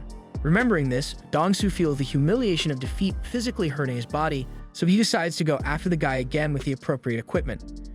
In the case, the man was referring to an artifact, which are pieces of equipment so high level that no artisan could create them. With the increasing number of hunters, you can even find several artifacts for sale at online auctions, something that Jinwoo-sung researches in search of one for himself. But the problem is that this item is too expensive for anyone to buy. Needing better equipment to return to the demon castle, Jinwoo thinks about selling the Orb of Avarice, but such a powerful item would raise questions about how an E-rank hunter got hold of such a thing. Amid this, the boy sees that there is a group of miners hiring hunters for an A-rank raid. Meanwhile, Go-gunny accesses Jinwoo's data from 4 years ago, when his photo was still very different from today. Also for this reason, the president asks if the boy might have faked his rank, and Jinchul replies that there are records of Jinwoo being seriously injured several times, so it's hard to believe he did that. By the way, he has been covering the treatment of his mother's eternal sleep and his sister's studies. Go comments that you don't see this dedication in young people nowadays, and Jinchul sees a record that Jinwoo joined a team of miners for a raid, and Gunny decrees that it's hard to predict the actions of this kid. When he arrives at work, the boss asks if Jinwoo is rank E, which he confirms. Then he asks if he has experience with mining, and the answer is no. Imagining that the hunter is the combat type, the boss figures he shouldn't worry about the physical form of the worker. He says there are many guys around like Jinwoo-sung, so just relax and everything will be fine. When the man leaves, Jinwoo reflects that more difficult raids require a certain degree of specialization. For example, the attack team takes care of the magical monsters, the mining team extracts the mana crystals, and the collection team removes the carcasses of the monsters. Although there are many people involved, Jinwoo thinks the profit is worth it, even though dungeons of such a high level have dangers hard to imagine. Speaking of which, hearing a fearsome roar coming from inside the cave, Choi conjures an extremely powerful fireball that pulverizes the giant monsters in front of him. Then he asks the tanks to do their job, and the shield hunters close a barrier in front of the master. A fireball that reaches them is blocked by a joint spell from the shield bearers. Done with that, the group proceeds deeper into the dungeon. Nearby, Jinwoo hears that the attack team is leaving, so he realizes that everything in the dungeon has already been killed, except for the boss. When he crossed paths with Choi Jong-in yesterday, Jinwoo knew this guy was strong, but to clear an A-rank dungeon without breaking a sweat is just too much. In the meantime, passing by the miners is the second in command of the Hunters Guild, the 9th S rank in Korea, Chaha the ballerina. Immediately, she senses an unusual aura among the workers, even thinking that President Go might be around. Finally, as the attack team has done their part, it's time for the miners and collectors to get to work. Once inside, Jinwoo is more concerned about sensing a signal of magical power coming from the depths of the cave, probably emitted by the boss of this A-rank dungeon, stronger than Vulcan and Metis in the Demon Castle. Knowing this, the guy itches to go down there right now and test the power of such a monster. Around him, Jinwoo hears a group of miners mocking an E-rank newbie who joined the team, which makes it realize that low-level individuals will always be treated the same way. Moreover, when a guy bumps into Jinwoo and squares up to him, he quickly backs down as soon as the young man shows his mana-filled eye. Besides that, while he mines, other coworkers notice that Jinwoo is too strong to be such a low level, but anyway, that's a blessing from the mining crew. Later, it's lunchtime.